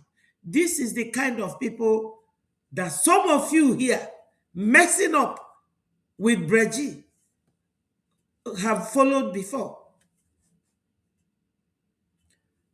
Oh, Difa Ganafuna Biafra land. Come out alive. Are you not owing me? He said, what happened to those Nila engineers will also happen to me. That was the last time I spoke with David Umahi. So you have heard it. This is it. Oh, yes, you know, na neana chop Biafra. The Biafra we want. Of my dear president and boss, and the Biafra we are looking for. You forget, and the Biafra we are looking for. Are you people adding it up? Are you adding it up? This is the man that is threatening this lady. Or he threatened her. The lady worked for his government in Ebonyi State. He refused to pay her. Rather, he wants the lady to pay with her body. Yabia kodina with the woman. Upon Ugojie, all Dindia Bondena Eluku for Biafra. So, my people, onye ọbụna gbara ọgwụ ya nwụọ ọkwa unu fụrụ ọbara ụmụnne anyị bagolu na this very fight. Onye ọbụna na-alarụ ụla unu ga-ekuni n'ụla o. Fulani amarapụkwa unu. They will not leave you people. Ewezuka ndị a support kafana echedo obodo anyị di BLA. Unu niile aka agbasigo ọsọ ndụ. Etu a ndị Benue si wee nọdụ na IDP camp. Ebe anwa ka unu ncha camp. At least this woman mentioned his name more than 3 times. So you cannot say, oh, that Betty is faking it. I'm not faking it. I'm not faking it. That is real. You understand? Now, we have to look to other issues. Look at Tinubu. The way people are feeling about his administration. Oh, Tinubu bu boss David Umahi. Listen to what his own people are telling him.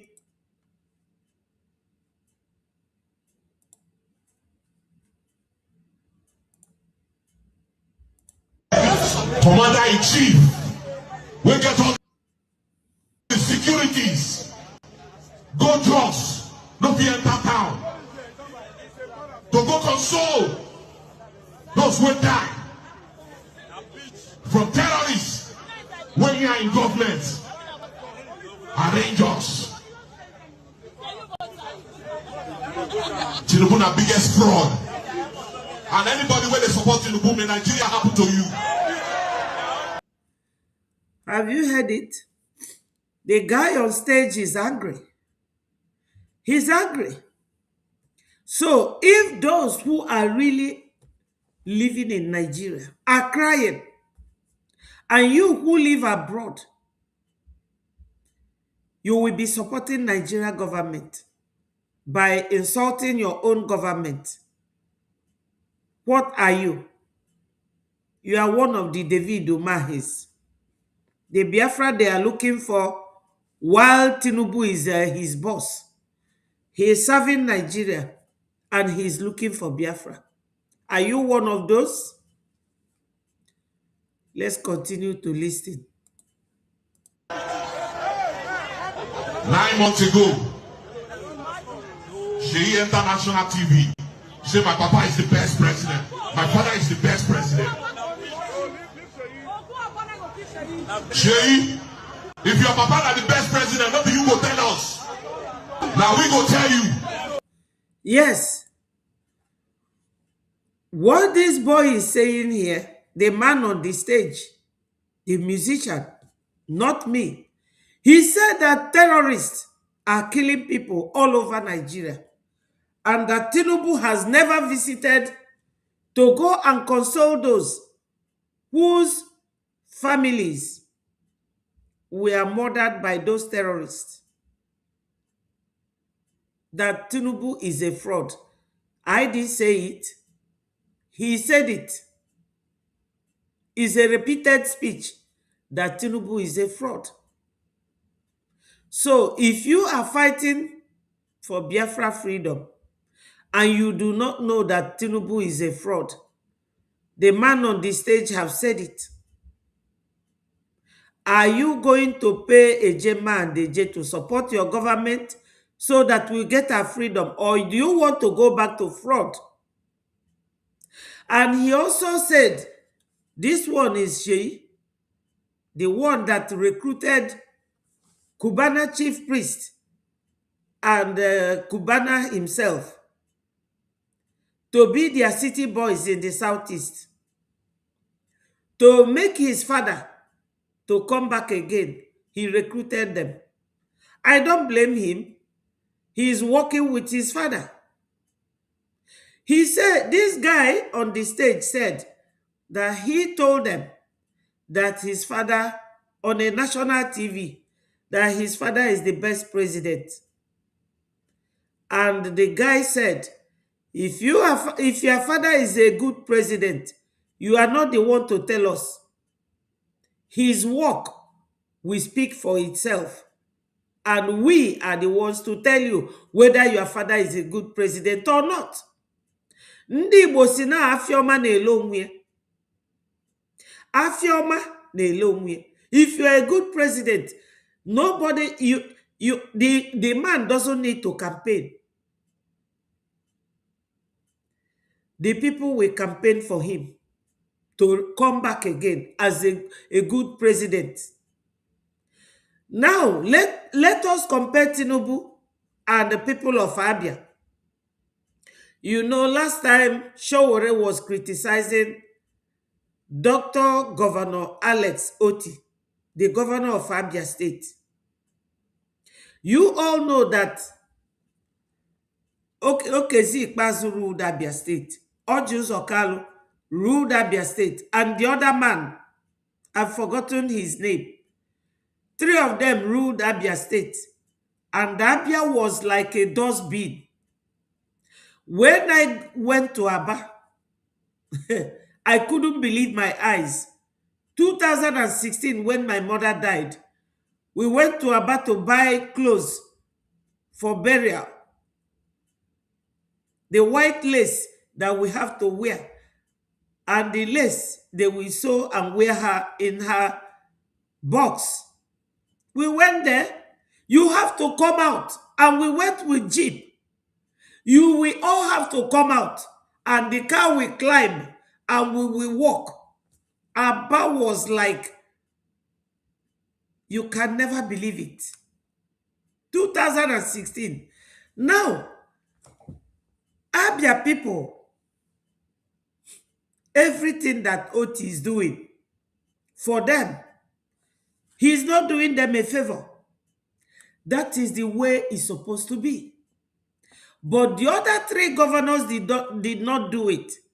So now Alex Oti came and felt that as an Abia man, that he has to bring his state up to a standard. Of course, they have to praise him. I don't blame them for praising him. But I neither support the fact that some people are saying that he is the best.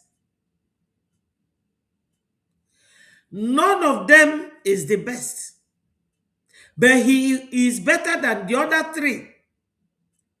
Because giving infrastructures or building structures for a state is what makes that state what it is. You have to have light, good roads, hospitals, schools, running tap water. Then you keep managing it.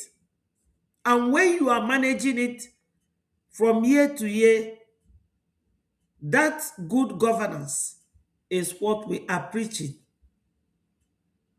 So the man is still on his way, working that state to come up to a standard that is required. He is not doing them a favor, because government of the zoo will budget and the governors will take the money. Okezi Ikpeazu bought a house in Atlanta, Georgia for his girlfriend. You know how much it is to buy a house in overseas. That's the speculation, because he did not do anything with the money. When one lady from Arise News was interviewing him, he said that anybody that has a child, he gives them 500 naira. 500 naira is like 50 pence in UK. Equivalent. The exchange rate, 50 pence is 500 naira. If it is up to 50 pence, it could even be 20 pence.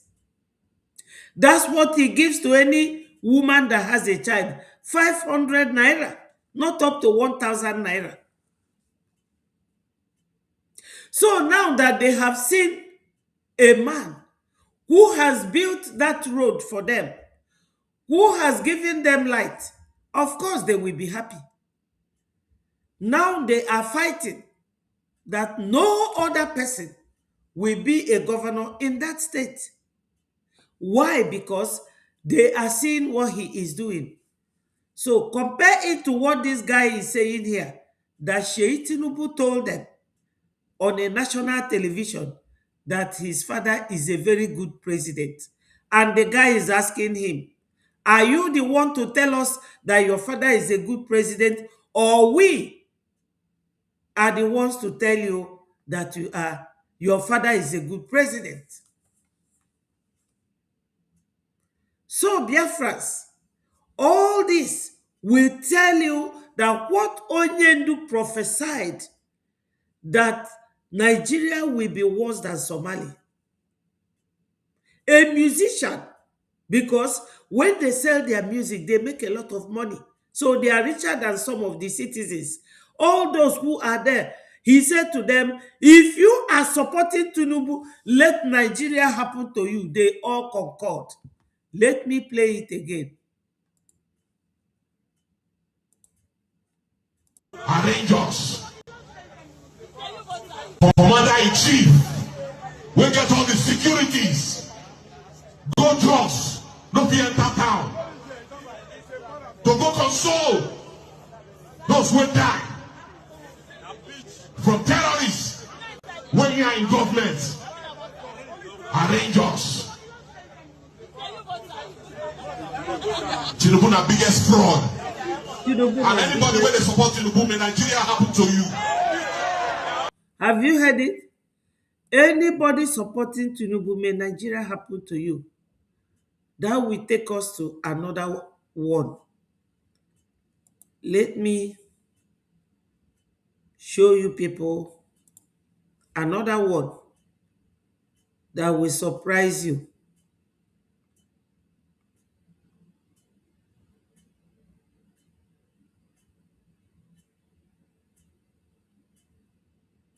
Because anything that will make our enemies go down is what we believe in.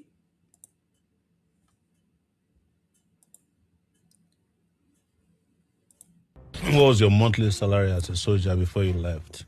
As a soldier, like present.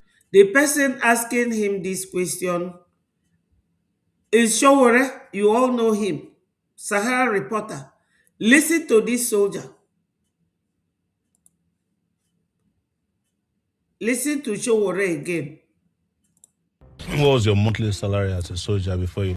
That's Showore there. He's asking this retired soldier. He ran away. See the soldier, see him in his uniform there. So he is the one here. Showore asked him. What was your monthly salary as a soldier before you left? As a soldier, like presently now, they pay me the last salary where I collect for army now 109,000, 111,000. 109,000 is like 50 British pounds, 50 pounds, or maybe 70 US dollars. Have you seen it? And this is what they pay the Boko Haram to go and be unaliving people. This is what they pay them. So I urge Biafrans, never join Nigeria army. They will just use you for nothing. They will send you to Sambisa forest and give signal, intel to their terrorists in uniform. They will go there and buy you. Don't go. Listen to this guy. But before that, it was just last year, February, where they increased the salary. Before now, 51,000. Before, 51,000 naira is what Musa accepted for his soldiers to be paid. 51,000. He said that this 100 and something thousand was an increment this year. Do you know how much the senators collect every month? 40 million naira every month. And they all go to the same market with these people. Is this the kind of country you want to go back to as a Biafran? And the answer is no. So with your Ejema and Deje, we will leave this contraption called Nigeria.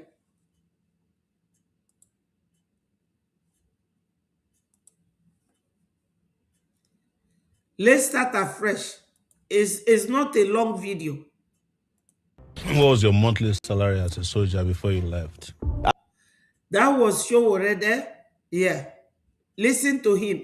As a soldier, like presently now, they pay me the last salary where I collect for army now 109,000, 111,000.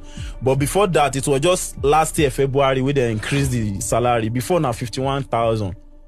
So attached with this cask is where they pay 20,000 naira. So making 70,000 naira before. You see? 20,000 naira before. And later, 50,000. And this year, they increased it to 109,000. That is what they pay to all these people to go and be unaliving innocent people. While the senators are paid 14 million, some are paid more. So it was February last year that they just increased it to that. And how were you surviving on 71,000 naira? The suffer no be small. Apart from the salary, nothing more. Nothing they enter for you as a soldier. What about uniform? Did they give you uniform? No, they don't they give uniform. Now soldier, ask any so soldier. So how you get your uniform? Would they buy them? You see? Then they buy their uniform. They buy their uniform with that 109,000. So they cannot marry. Because if you marry, you have to pay hospital bill for your wife and your children. And you cannot have a car. Because with 109,000, you buy your uniform by yourself, you will have nothing. You can see the kind of country that is ruling, and somebody will, like David Umahi, will tell you, my boss, Tinubu is his boss. He is serving Tinubu, and he's telling you that they want Biafra. How much is the uniform? The uniform is about 55,000. More than your salary. Yes. So it be now you go buy uniform, now you go buy boots, now you go buy anything. How much be the boots? The boots, sometimes 60K for. I think so you get one time. What about armor? Like armor, bulletproof vest, your armor helmet, fragments, this thing, and helmet. All those ones they only give. They you buy it yourself. So you buy it yourself. I swear, they don't nobody go give you. So you they buy bulletproof helmet. I swear. This is not a country. If you see, say maybe soldier wear that thing, maybe. Somebody there said this is not a country. This is not a country. Somebody said there now, this is not a country. Nigeria is not a country. I played the video here where Jonathan said that Nigeria is a mere geographical expression by Baba Awo.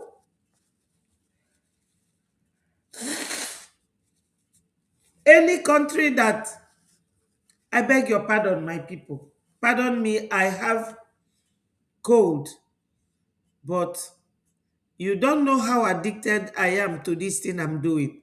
Any day that I don't come out here, I will be feeling as if something is missing.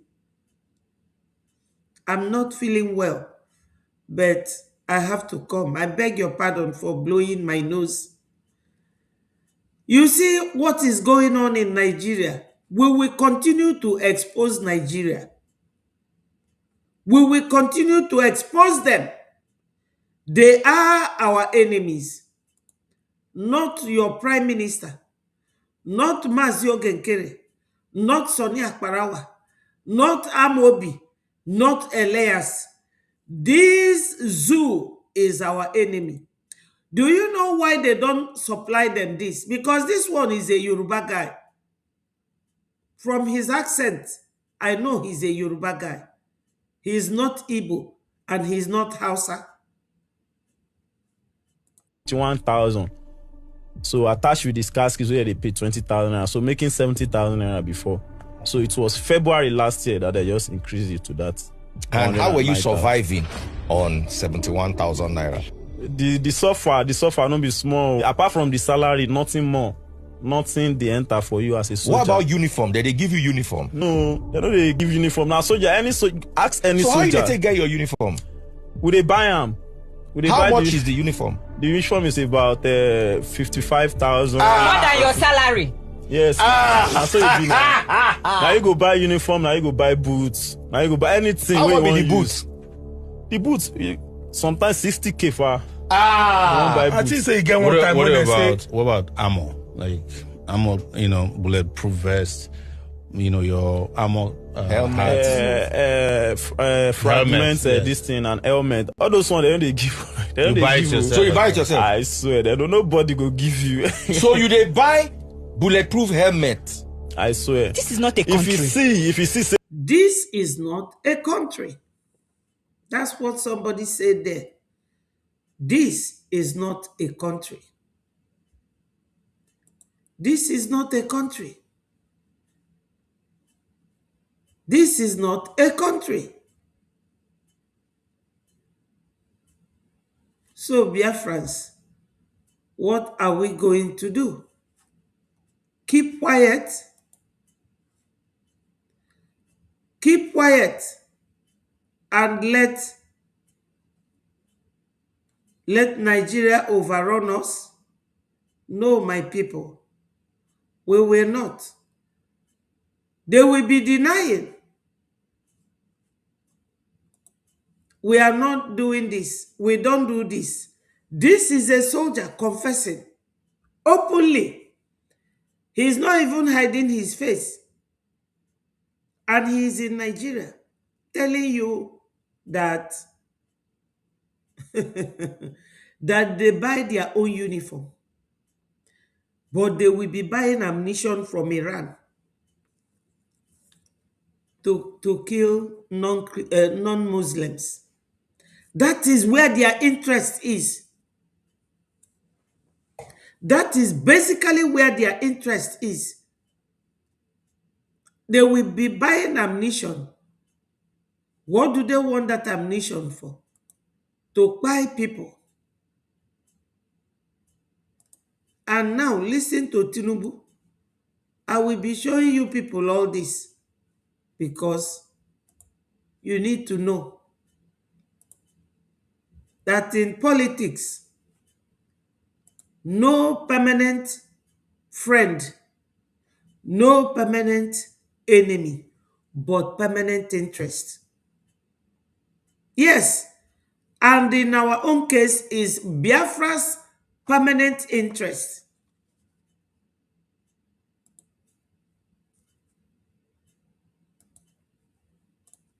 On our promise. Very well, sir. We are just 2 years into that promise compared to 16 years that they took over, that they could have made the changes.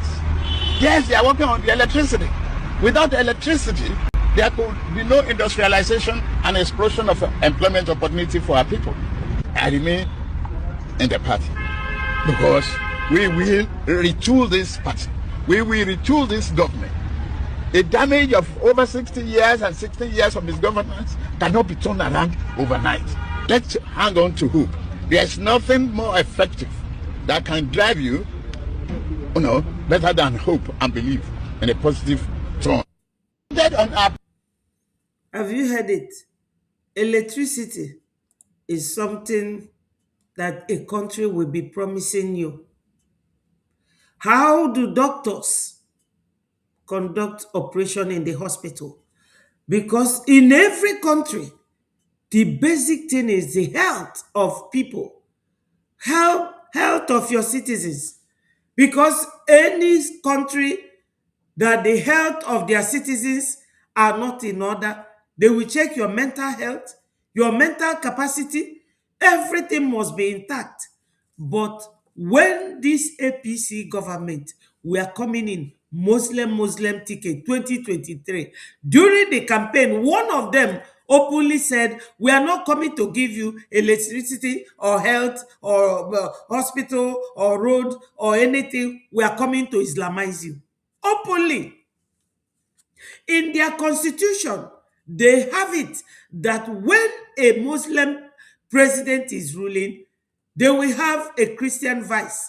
Or when a Muslim president is ruling, or when a Christian president is ruling, they will have a Muslim vice to harmonize. But Nigeria does not do it.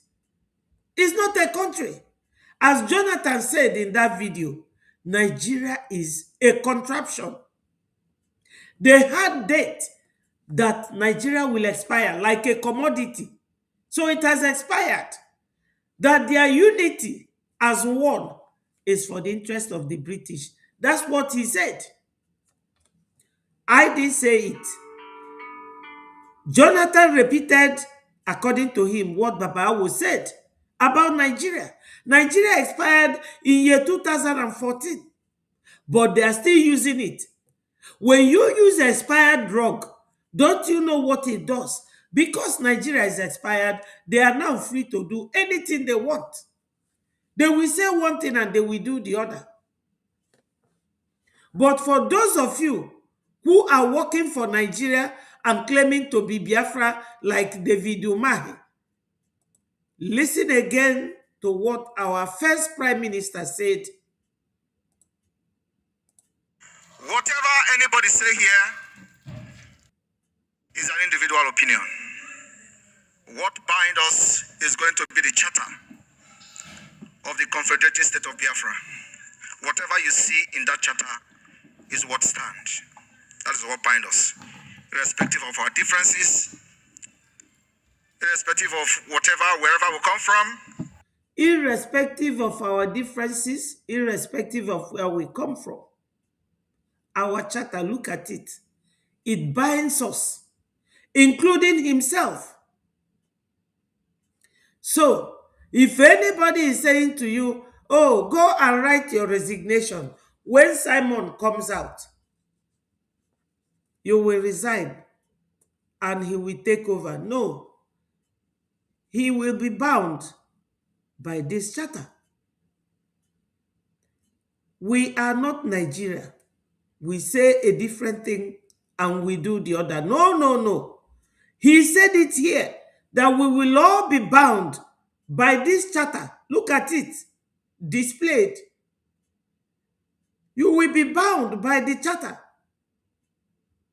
The charter says, section 2, subsection 13, that if your leader, your prime minister, is incommunicado for 3 months, that you should elect a new leader, a new prime minister. And that was exactly what was done. And when he comes out, he will be bound by it. Because he's a lawyer, he's educated. That was why he said, irrespective of your background or who you are or where you come from. So we should not allow side talks to be our guide. Our principles must be based on the content of this charter. Whatever we do must be guided by the principles of this charter. That is what makes a nation recognized as a nation. Your principles, what guides you, what leads you. Because inside that charter, you will see how we are going to be dealing with foreigners, with businessmen, with anything foreign and home is all contained in that charter. Nobody will change it. If you know you are a Biafran, you must comply with the rules in that charter.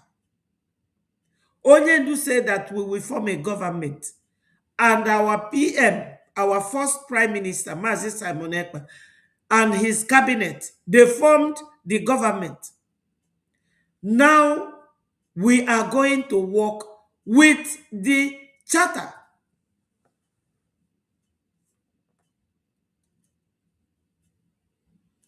So, whoever is saying anything, go to the charter before you come out and comment. Go to our charter. Yes, Senator, you remember what the guy from Australia was wrapping around himself on Sunday at the Australia town hall meeting. We have to follow our charter. We are not Nigeria. In Nigeria, they say a different thing and they do a different thing because they are confused people. And because they use, they go by Sokoto Caliphate and Sharia. That's why. That's why they confuse themselves. But in Biafra land, no confusion. No confusion. And our charter did not say when they are killing us. Yes, he has not been following. You cannot be following a different rule and you come here and want to drag us back. Now, when you are applauding all these governors, all the obedience, and all the Tinubus, you will ask yourself, are they ruling us very well? Do they follow their constitution? And the answer is no. Hello.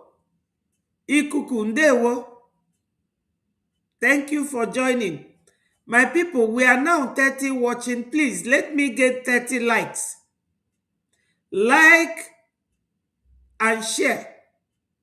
When you like Facebook and YouTube that I'm using, you will be promoting it so that they will continue to allow me to use this platform free.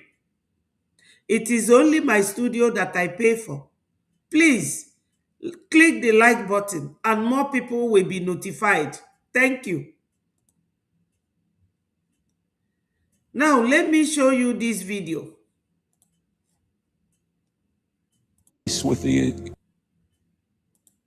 In Nigeria, tens of thousands of people have been slaughtered. In Nigeria, tens of thousands of people have been slaughtered. In Nigeria, tens of thousands of people have been slaughtered. I preached there in that nation 2 different times. Preached one crusade that would have 100,000 people, they told me, every night. And it was unbelievable. And to see what is taking place with the Islamic extremists taking over. I can repeat this as many times as possible, my people. Nigeria denied that they don't kill Christians. They denied that they are not killing Christians. In Kaduna, 3 days ago, Palm Sunday. No, not Palm Sunday. They killed on Palm Sunday. On the resurrection day, Easter Sunday, they killed Christians in the church. Okay. Yeah. All right. Thank you so much. I'm on the process now. I have contacted Nelly. Thank you. Thank you. So, Biafrans, Nigeria government will continue to deny that they are not killing Christians to the extent that Tinubu sent Sheyi, the tribal bigot that he is married to. Sheyi Tinubu is a tribal bigot, a nobody wanting to be somebody. She called herself a pastor. How many times has Sheyi Tinubu, or what's his name? His wife, Adere Leleko, you are here. Please remind me of the name of Tinubu's wife. Well, you all know who she is. She went to America and was denying that Christians are not the target. This man is not an Igbo man. He is not a Biafran. And he is not an Hausa. A foreigner. Let me take it back. In Nigeria, tens of thousands of people have been slaughtered. I preached in Nigeria, tens of thousands of people have been slaughtered. I preached there in that nation 2 different times. Preached one crusade that would have 100,000 people, they told me, every night. And it was unbelievable. And to see what is taking place with the Islamic extremists taking over and slaughtering entire villages of Christians. Our brothers and our sisters in Christ, I've met those people. I've ate with those people and loved worshiping with them. And my heart goes to them as I know yours does. In the Sudan and all of the other nations. Just 2 weeks ago, a Chinese pastor who pastors the largest church, Christian church in China, was arrested, and his entire staff, and no one has heard a word. His family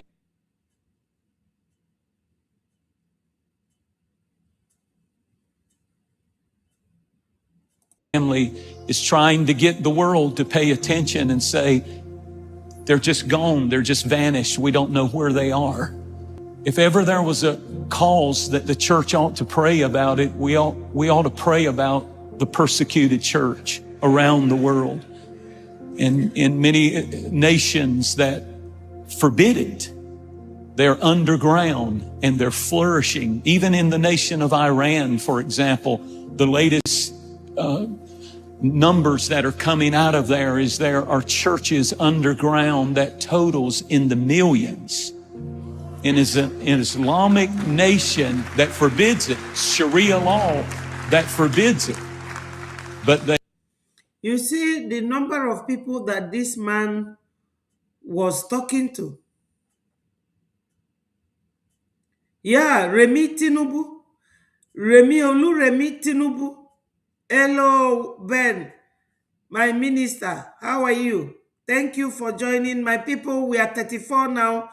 Click the like button. I want 34 clicks. This is what we do for ourselves. Yeah, Remi Tinubu. Yeah, thank you so much.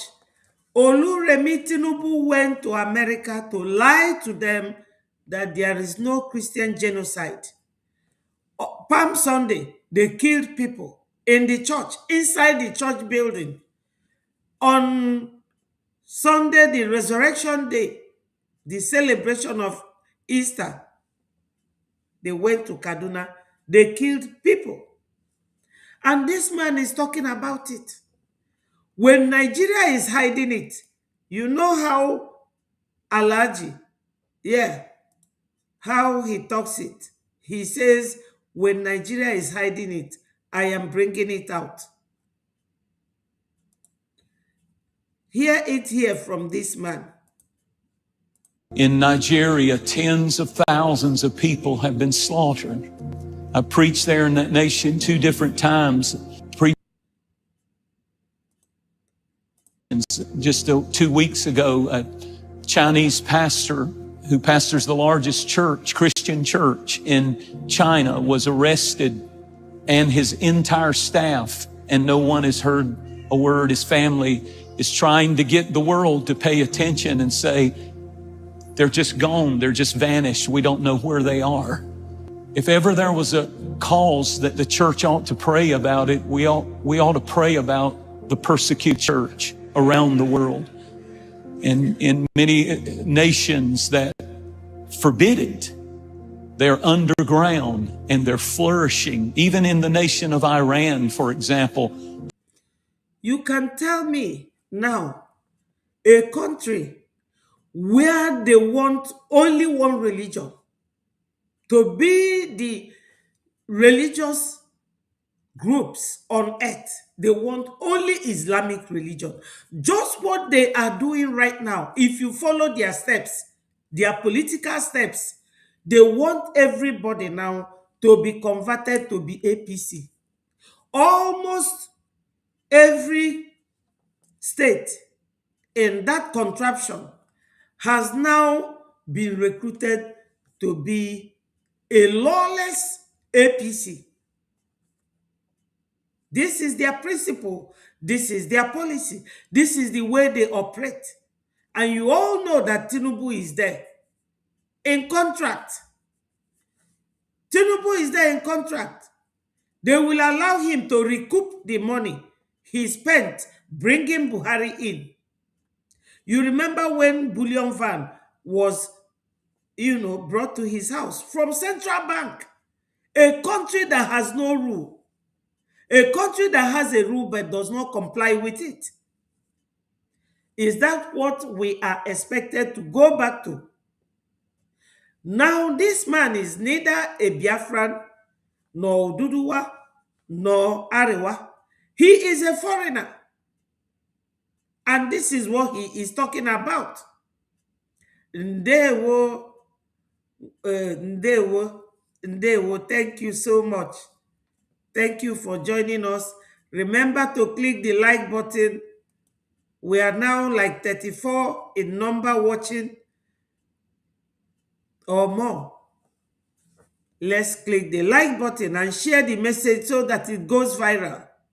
This man talking here is neither an Igbo man or a Yoruba man or Hausa. He's a foreigner.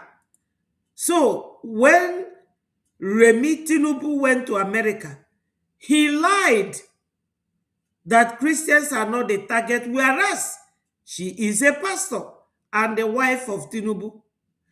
He want to start campaigning from America down to Africa, that her husband is a good leader. And nobody knew why Tinubu did not go to America by himself.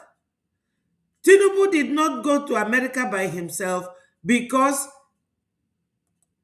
if he sets his foot in America, America will detain him.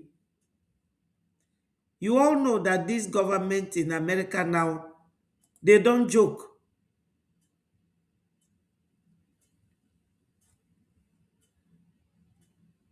Thank you so much. Thank you. Thank you, my brother. You are talking as if you know God Almighty will be with me. Most of the time, the DSS, they will call and be threatening me. I say, go to hell. To hell with you. We have to expose Nigeria. Anything that will expose Nigeria, I will play it here. Look at it.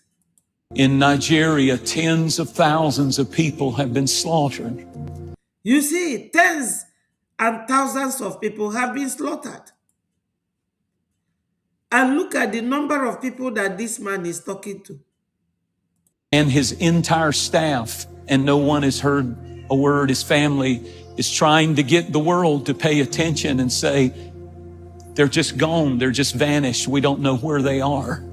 If ever there was a cause that the church ought to pray about it, we ought to pray about the persecuted church around the world.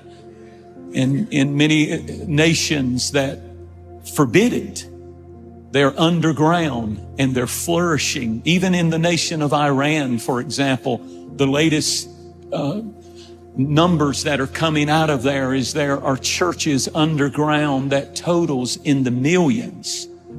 And it's an Islamic nation that for... You see the crowd. The man is talking about Nigeria to this crowd.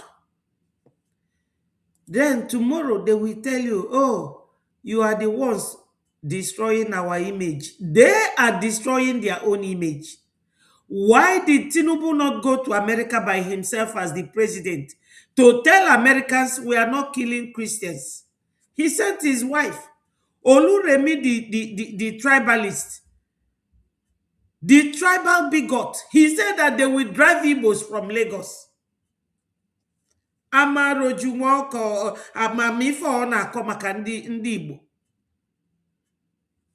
man will not allow you to intimidate him. Know this and know the truth. You cannot put us in the pocket. No. If you put us in the pocket, we will tear that pocket for you. Igbo man is asking for his own. Igbo man likes freedom. He wants to be free at all times. Igbo man does not want to be a slave and can never be a slave. That's why our forefathers jumped into the river 1803 and they called it Igbo landing. They refused to be slaves. Muslims, people of Middle East, Islamic religion came to Igbo land first. Our forefathers said no. When Christianity came, because our Lord Jesus Christ, he ordered, if you preach the gospel and they did not accept you, wipe the dust on your feet and go. It's not jihad. That's why our forefathers accepted Christianity, because it's a free and flexible religion, provided you believe in our Lord Jesus Christ. You are free, but with Islamic religion, it is one shoe fit all. One principle for everybody, whether you like it or not. Sokoto Caliphate.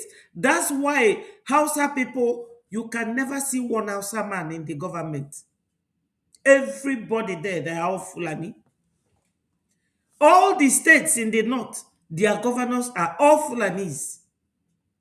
They silenced the Hausa people. And this was what our forefathers resisted. So now, this man is not a Biafran. He is not an Oduduwan. Neither is he an Hausa man. He is an Englishman. English may be American, because British people don't talk about the terrorism going on in Nigeria. So I believe that this man is an American. And look at the crowd that he was talking to about what is going on in Nigeria. And I am very happy to use this man's video, because he first of all called out Nigeria and showed the number of caskets of Christians that they have massacred.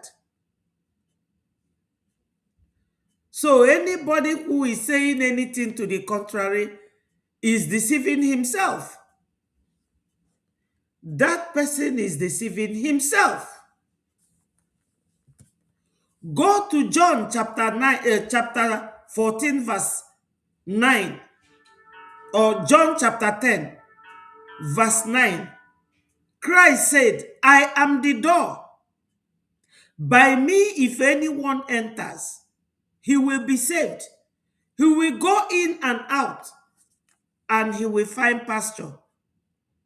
Because the thief comes to steal, to kill, and to destroy. But I have come that I might give you life, and that you might have that life in abundance. That is not Muhammad's principle.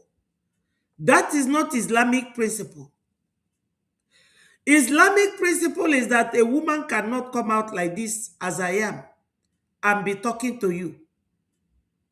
Or that you can see a woman's head like this.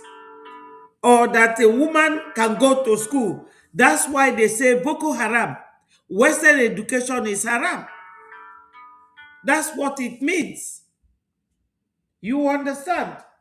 So my people, we Biafrans, we must sit down and ask ourselves, what do we really want? What do we want? Those of you who are fighting this very freedom, the leadership, the management, igebumukwa, ebogi anisi, ebogi Biafra nisi, igebumukwa.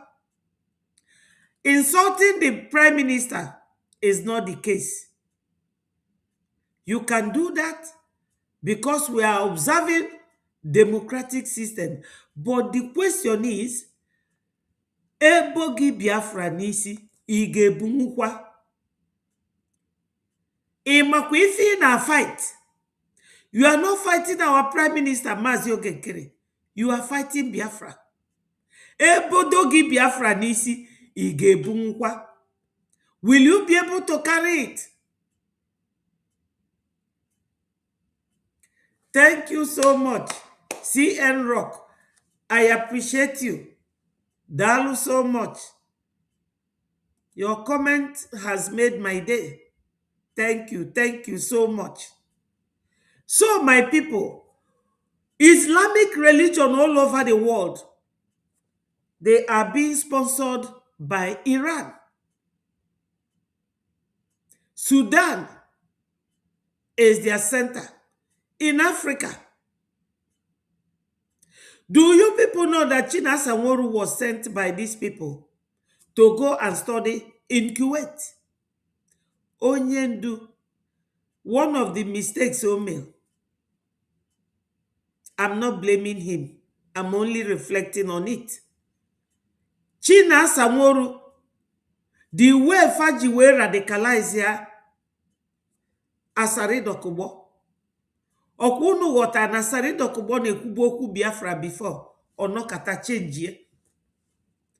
Kita one kuzi fozo, they have radicalized him. So Biafrans, This man talking here is not a black man.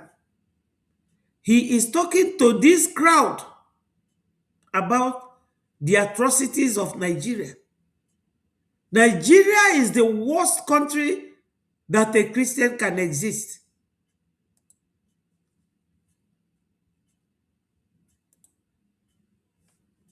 Numbers that are coming out of there is there are churches underground that totals in the millions.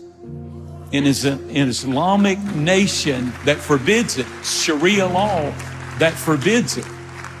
But they, at great peril, gather in his name to worship Jesus. He's talking Jesus. In Nigeria. He's talking Jesus. We are Christians.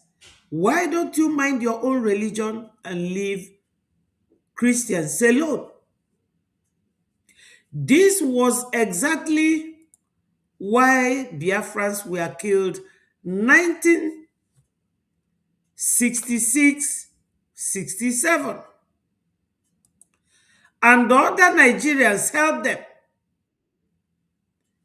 Yes, other Nigerians helped them to actualize that, to kill our people during Nigeria Biafra war. Now other tribes are realizing what only Biafrans faced during that pogrom that led to this war. 1966, 67, 68, 69, 70. This man is not a black man. Oh. You saw the crowd that he was speaking to about Jesus Christ. So as I said, Muslims want only Islamic religion to be what will be observed in the whole world as a religious group. Only one. The same thing with Nigeria government. They want only APC.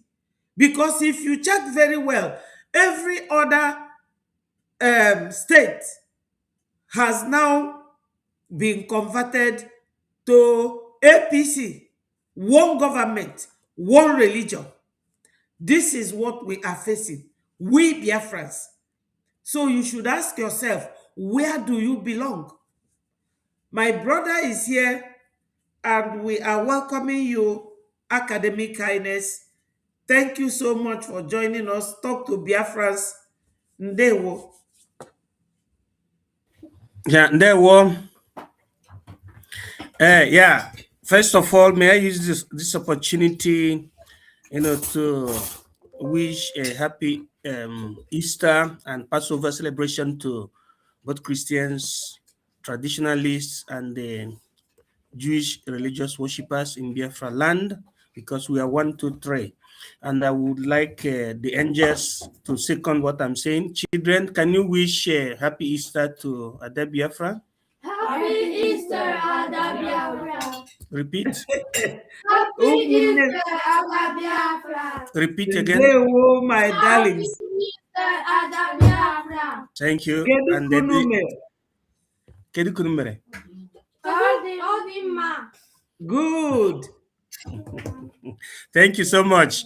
That is the spirit. We Biafrans are traditionalists, we are Christians, and we are Jewish. Naturally, that is how it is.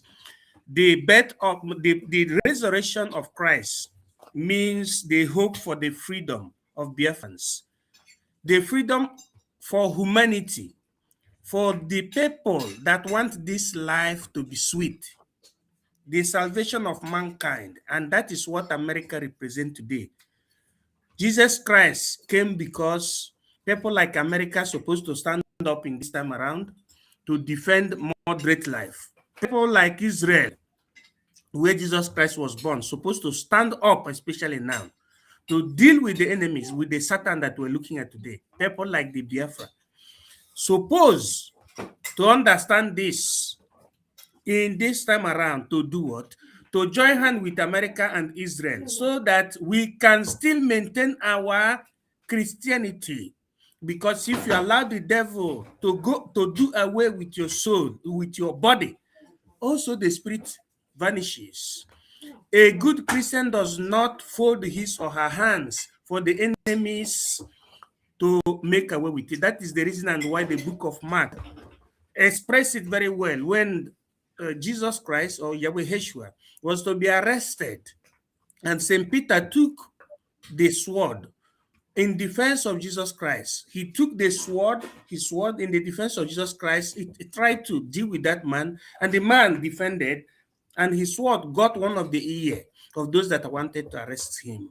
Exactly. But at that time, Jesus Christ said, I could, my time, that is, Peter, put down your sword in the shield. Sheath your sword.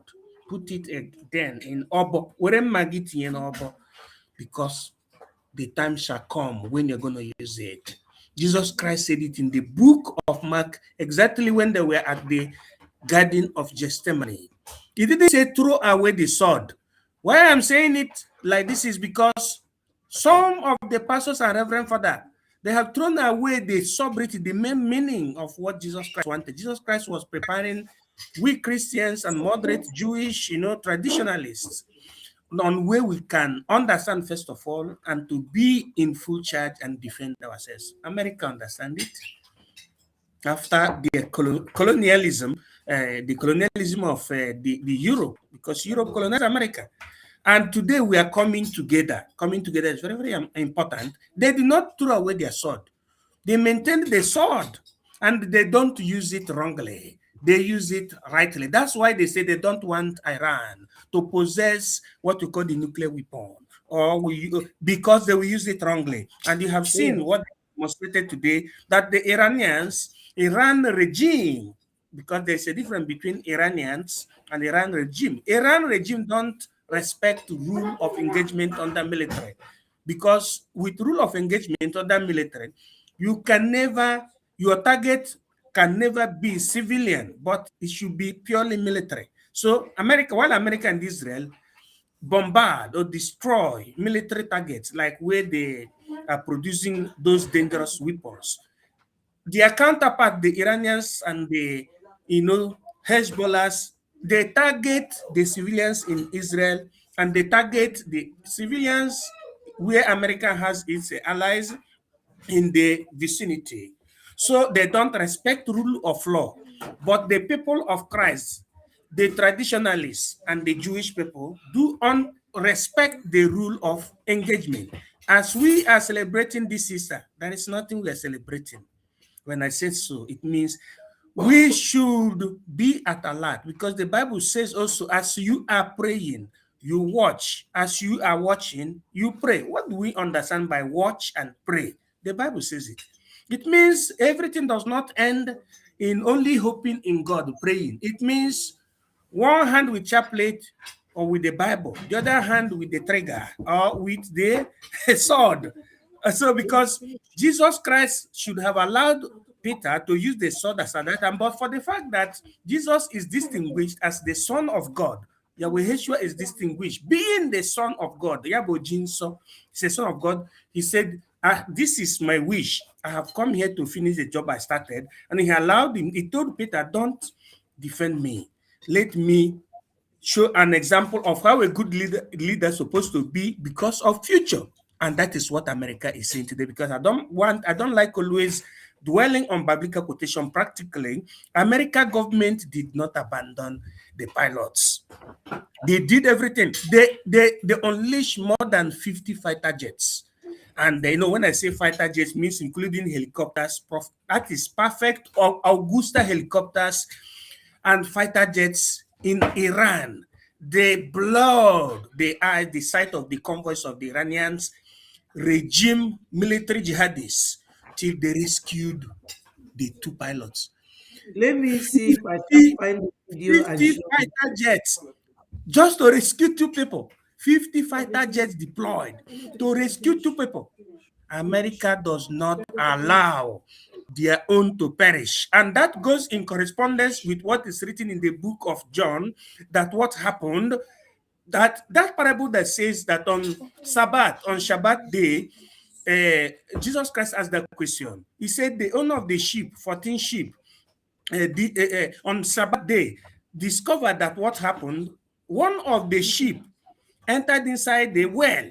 And here's a question. You, as the owner of the sheep, what are you going to do? Because on the Shabbat day, it is according to Jewish tradition that both you and your businesses or cattle supposed to be, and your sheep supposed to be at home observing the Shabbat. And what happened? People were silencious. They don't know what to answer. In fact, some of them said to Rabbi Jesus Christ that let us, they should abandon the sheep there because that one made a mistake.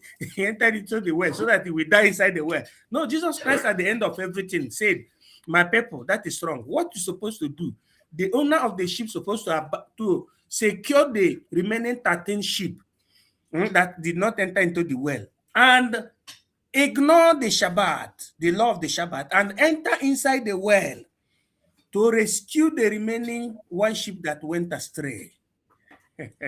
That's what the Bible said. So that they will unite with the one that is at that outside, so that they will become complete as 14 sheep. So America practicalized it.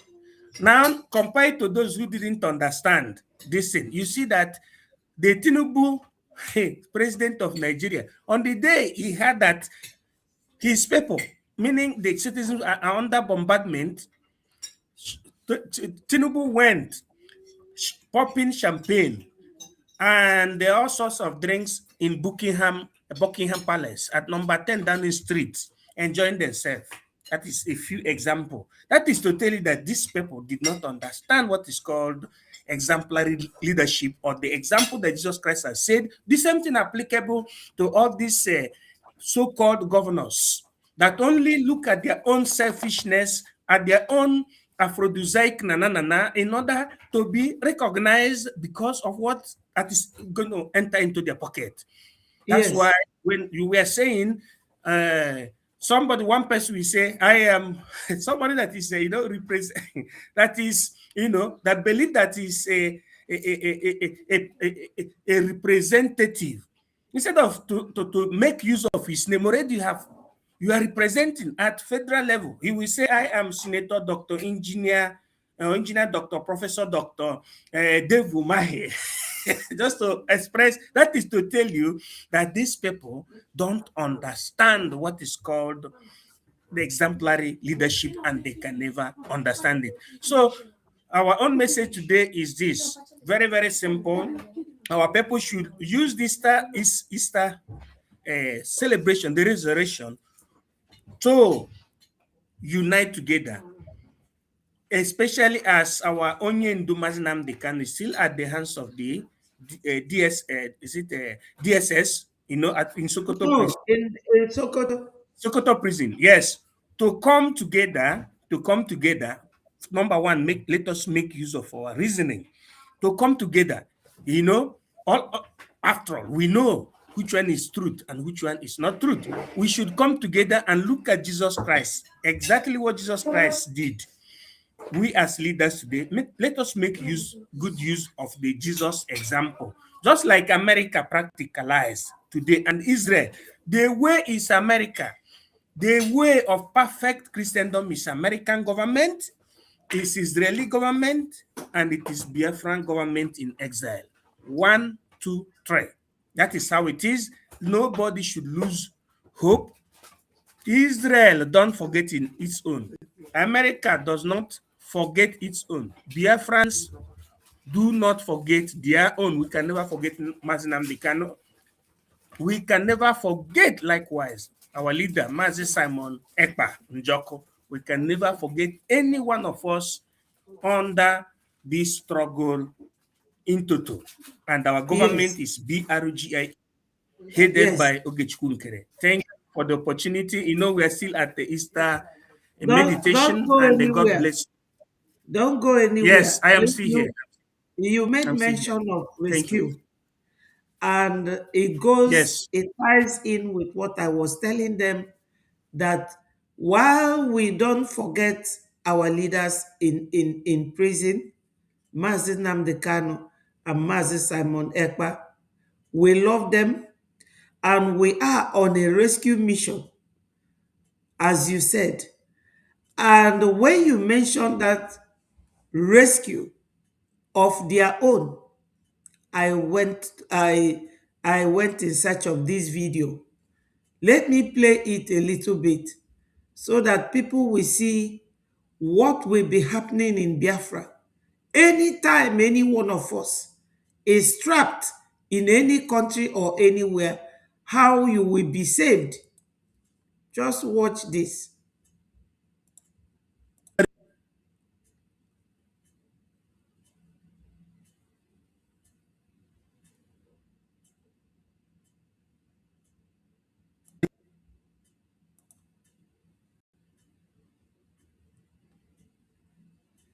You see the way that guy, the soldiers,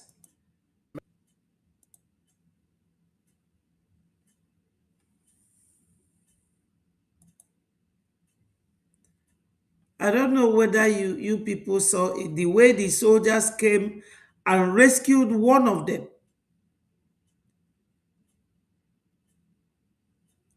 I don't know why this sound.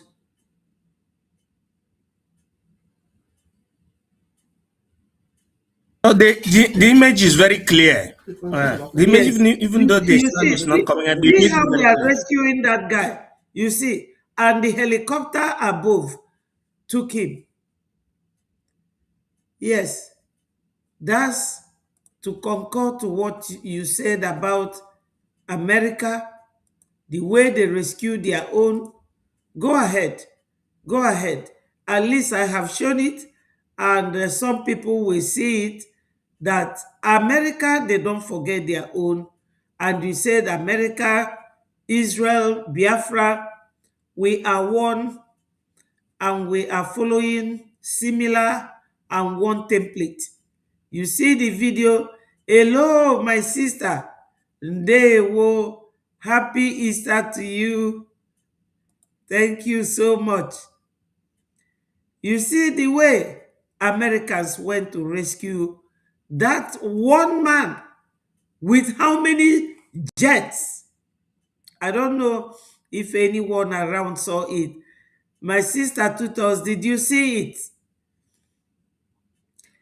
You see, my people, what we are doing right now is definitely what will rescue our leaders in prison, and not the other way around.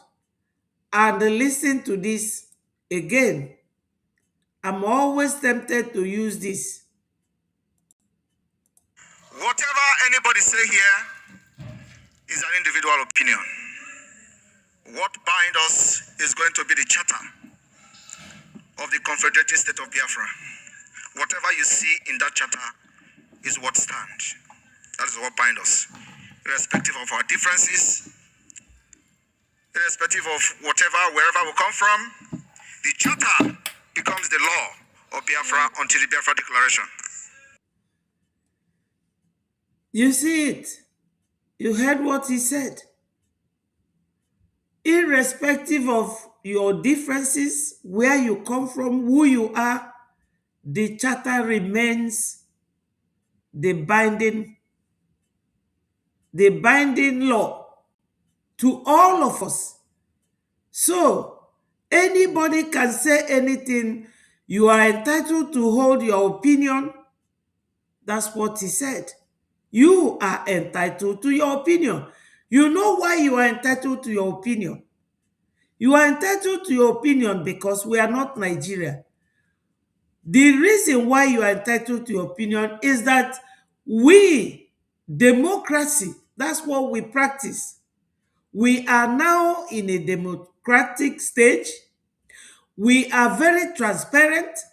We are not fighting jihad, where people are not allowed to talk, where you will be forced to follow one takia or Sharia rule. No, no, no. You are entitled to your opinion because of our transparency, democratic system.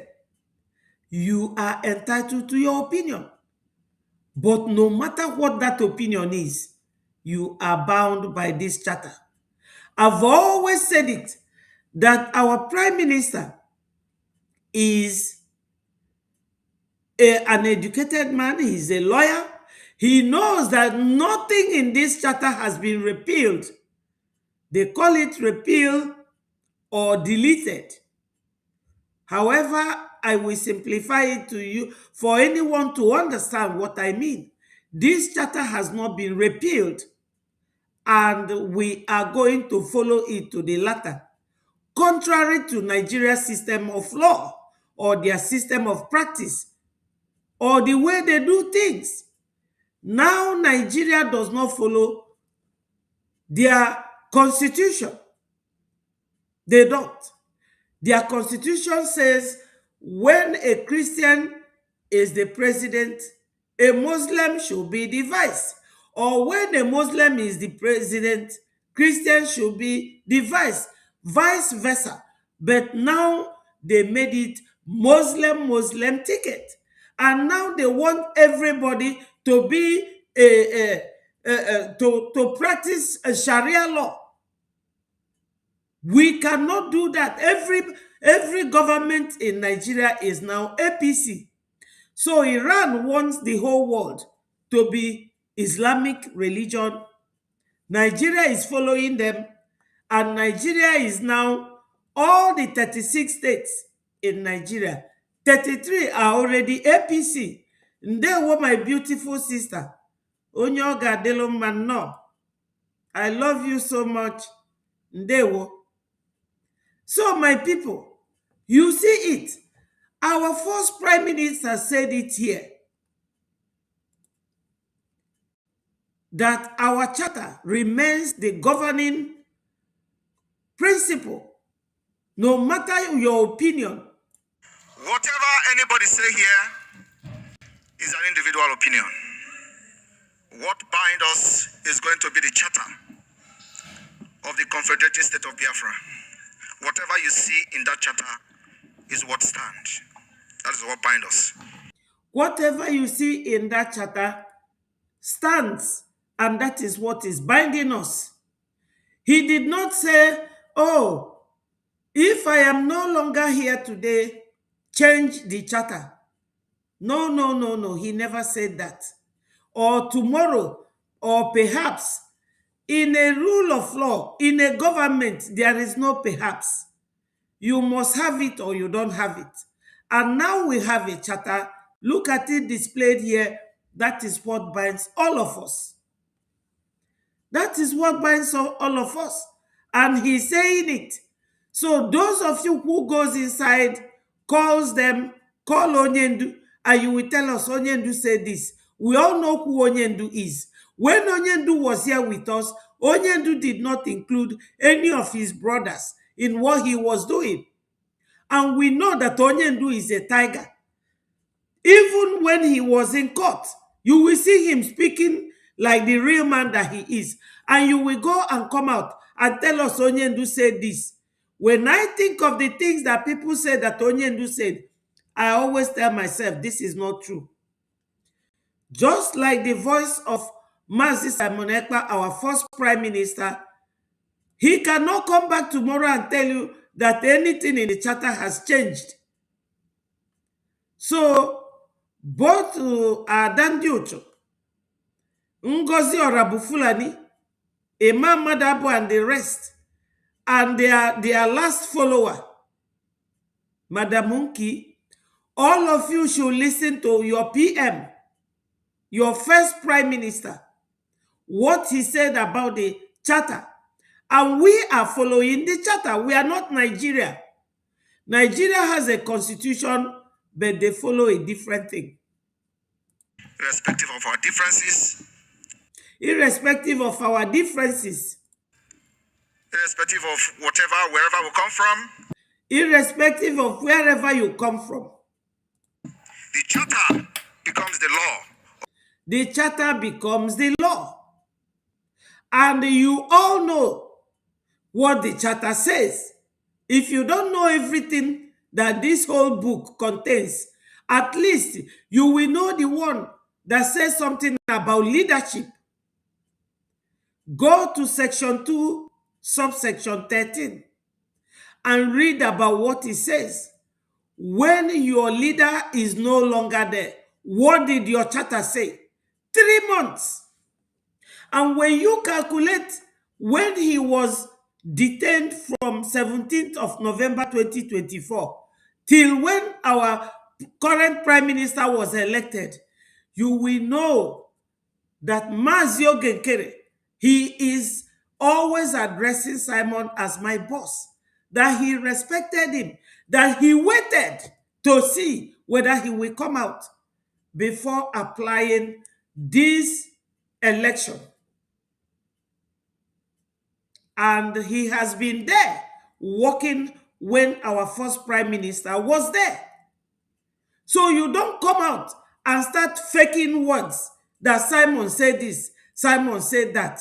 I will never believe it until he comes out, because he's a lawyer. He knows what rule of law means. He knows. Yes, this is it, Biafra'S. We must always go back to the root. This is what the charter says, and that's exactly what we did. So we are not talking about whether you love your leader or you hate your leader. All we need is Biafra. Maka na onye si na na fight your leader, malukwa na Biafra ka na fight, and na Biafra dị very heavy. Na ọ ga-anyịgbu gị. A sịkwa no isi kalaka na-ebu ogidi. Isi akaraka bu ogidi, ogidi agbajie ya onu. Biafra bụkwa ogidi. Onye na fight the leadership lotekwa n'ọbala ụmụnne anyị agago so much. Ọ bụrụ the leadership ka ị na fight, you are fighting Biafra. Ị ga-ebulikwa. Biafra bụkwa ogidi. Ogidi ga-agbajikwa gị onu. Academic Kindness, our sister Eunice, ọ na-ekene gị. Daalụ lọlọ Ada Igwe nke ndị Biafra, number 1. Oh, sister Eunice, if I'm not making a mistake. Academic can do many mistakes now. Am I right? Ezigbo Ada Biafra. Yes. Okay. Yes. God bless you, our sister. We are happy because we had a listening ear. We listened to our leader, Msen Dikano. When he said for the first time, I need 100 men, we really understood. He said, God, that prayer I've been asking you since, I've been asking you privately. Let me ask it openly. And God, please give me 100 men. That was the occasion that Mazi Simon came up and said, here I'm Master, I am 50 in one. Then go and look for the next 50. Now, Simon, one man that is 50. The rest of us, the remaining are 50. 50 plus 50 is equal to 100. Thank you. So, when our Onyendu speaks, people should understand him in parable and figuratively and philosophically. When he said, I need 100 men, he's not saying you should go and form another group. But we should understand when he went to rescue some people that were being misled by the defunct DOS, that we gave vote of no confidence precisely in 2022, the February 28 to 27 and 28 official announcement. So we gave them vote of no confidence on the leadership of Simon Ekpa, our first prime minister.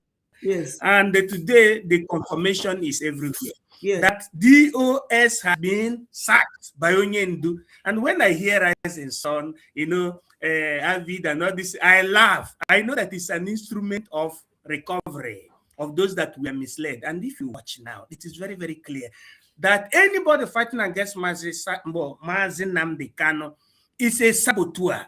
Then those that we are lured into fighting against Msen Nnamdi Kanu are now against the leader of defunct DOS.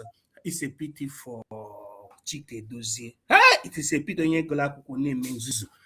Chinasa Nwuru and co. They are the one fighting onye ndo Hamadike nke ndị Biafra. They are fighting And against Achalugo is him. fighting the Anyway, past. Achalugo has repented. Yes, Achalugo has repented. is to them that time what Adandi Ocho is. That's Yes. what Achalugo was then. Yes, yes. He has apologized. Yes, exactly. Yes, Because I saw he it, realized but I that don't he want to was dwell. deceived. Yes, I don't want to dwell too deep into that. I don't want to dwell too deep because they are in the dark. They are still mentioning ESN. Okay, I don't want to dwell too much. But what I know is that I confirm that Maznam Dekan is a spiritual being. It's just as they call him prophet, and we are here to support him. So I just wanted, God bless you, our sister, to second what you said, that voice you played from our first prime minister, saying that apart from individual opinion, that whatever people are saying here are individual opinion. That was the hall, what you call the Helsinki Hall, the presidential hall in Helsinki in 2023. And he was saying that the guiding principle is the charter. And this is the charter here, man. This is the charter of Confederating State of Biafra. It didn't say charter of USB. Yes. Charter of the Confederating State of Biafra. And it is also known as Helsinki Charter. Helsinki Charter. Then when you go to section 2, subsection 2, it says clearly, or section 2, it says Biafran Charter, definition of charter. And then you see the authority, you see the mandate, you see the contract, you see the memorandum, you see the terms and reference, you see the reference. Then when you go to section 2, subsection 2, it says purpose of charter. The primary purpose of the charter is to establish an enduring national structure, governance structure, and the basic code of conduct for the people and the functionaries as directed by the people of Biafra, which contribute to and inform a national constitution. He said again, in addition, the charter has provided the platform for the formation of Biafra Republic Government in Exile, BRGIE, and the Biafra de facto government, BDFG, to serve the nation and the people of Biafra during the period that Biafra is under the occupation of Nigeria. So that has shown you a clear picture, and it has condemned that division that Ngozi Orebeze caused. He said BRGIE must be here till Biafra is liberated from the occupation of Nigeria. Has Biafra been liberated from the occupation of Nigeria?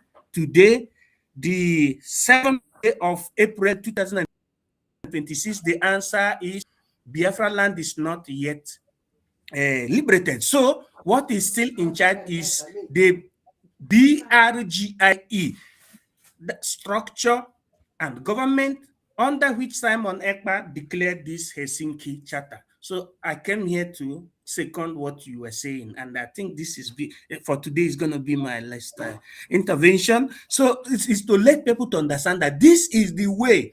It is the book. It is the reverence to our constitution. Our constitution is the charter, not any other thing. Can you do me a favor? Yes. Are you able to go to what it says in the absence of the prime minister? What should be done? It is without even looking at the paper. Without even looking at the paper, he said if there is situation, if the prime minister is in the situation of absentia or by arrest or by illness, and it supersedes, or by death also, it supersedes 90 days, which is equivalent to 3 months, the Bridge cabinet has to organize and elect another prime minister. Another prime minister under the supervision of the CRC. That is what the charter said. You see? So the CRC, where is it to be found? They Nowhere missed. to be found. They went outside the law. I also talked to Imam Madabo on this particular matter. I told you, if anybody tells you to come, that you should leave the work of judiciary and between the work of executive, you have failed. Your own job was only what you call formality to announce. That's all. Then you go back and do your work. Judiciary cannot do the work of executive. Okay, and moreover, that is a branch, a subsidiary, a branch that was created just to complement the work of what you can say judiciary or INEC. INEC cannot do the job of executive. It is written very, very clear in our charter or bylaws. So, given a situation whereby somebody is trying to superimpose himself to the job of another person or to the job of the cabinet members, it is wrong. The same thing is applicable to the word surrogacy. Surrogacy is not in our charter. Surrogacy can last only for one day, but the word of a surrogate cannot hold water. Because if you want to use surrogacy, for example, it means that you're under position of the cabinet. Yes. So this is pure political and practical. So people should not play with it. So the power belongs to the cabinet members, not to CRC. Not to CRC. It's to the cabinet members. The CRC is just to it's an appointment by the pastor, just to announce for formality. Not that that job is given to you. Now you want to rubbish the system. That is very, very clear. So if they want to usurp that opportunity, and even when they made that thing that they said vote of no confidence, it does not exist in our charter. Vote of no confidence does not exist in our charter. So let people learn how to follow things in accordance. One thing that is very clear is that as a freedom fighting stage, the prime minister, any prime minister could be arrested. And once the arrest, or there is a kind of temporary seizure of full activity of that particular person, prime minister, and they supersede 90 days, the cabinet has to go into the process of electing a new prime minister. A replacement. Okay. But who's supposed to do to swear in and to foresee the process of this election is the CRC, and which we did when the APM as at then was elected. But when they go, if it is Canon Takano, haywire is it her way, and they left the due process. Is null and void, and whatever they do has no meaning. And two, our charter did not predict that if there is any misconduct from anybody, that you should go and form a parallel BRGIE. That is another violation. So that is what a government is one. The reason why Nigeria is having problem is that they want to form parallel government. They form through the introduction of Sharia into a secular constitution. That's why in the north you have Hijba police. They are talking about Sharia. They cut people's hand, and we don't like it. So nobody should bring similar thing to Biafran struggle. Very, very simple. And two, for those that were not privy of the information, that Onyendu wanted the government in exile, in a government to be formed. It is very, very important for we to know that for us to reach to our recognition, there was the necessity of the formation for the people of Biafra to form a government in exile, which we achieved under the leadership of Simon Ekpa between 2022 to 2023. It was registered regularly in the United States of America because it was under the command of Onyendu Nnamdi Kanu that said we should lobby America. We should make the headquarters of the Biafra government to be in America. And it was achieved properly under the leadership of Simon Ekpa through Ogechukwu Nkere. The Honorable and Ogechukwu Nkere used his own business hub and house to serve and present it to the government of the United States and also to the Ministry of Justice as the headquarters of the Biafran government in exile, and it remains there till today and tomorrow, till the recognition of Biafra, if I'm not making a mistake, in Baltimore, Maryland, United States of America. Very, very simple. So the process is very correct, only that our people need to be informed that the way to the recognition is the BRJ, and it was done under Msen, Simon Ekpa, and the charter expressed it here. So let everybody come together. Thank you, ma'am. Thank you, my brother. I think we have actually done so much today. It is 3 hours and 15 minutes, 39 seconds.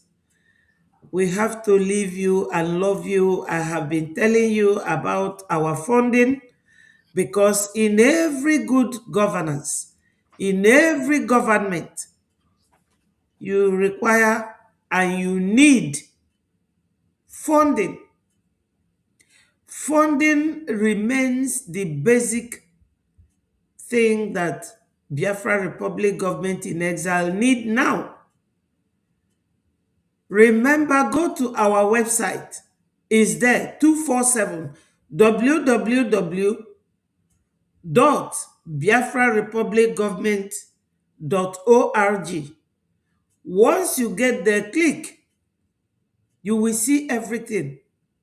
Under the donation, you will see IOU loan, BLT, tax, and weekly and monthly donations.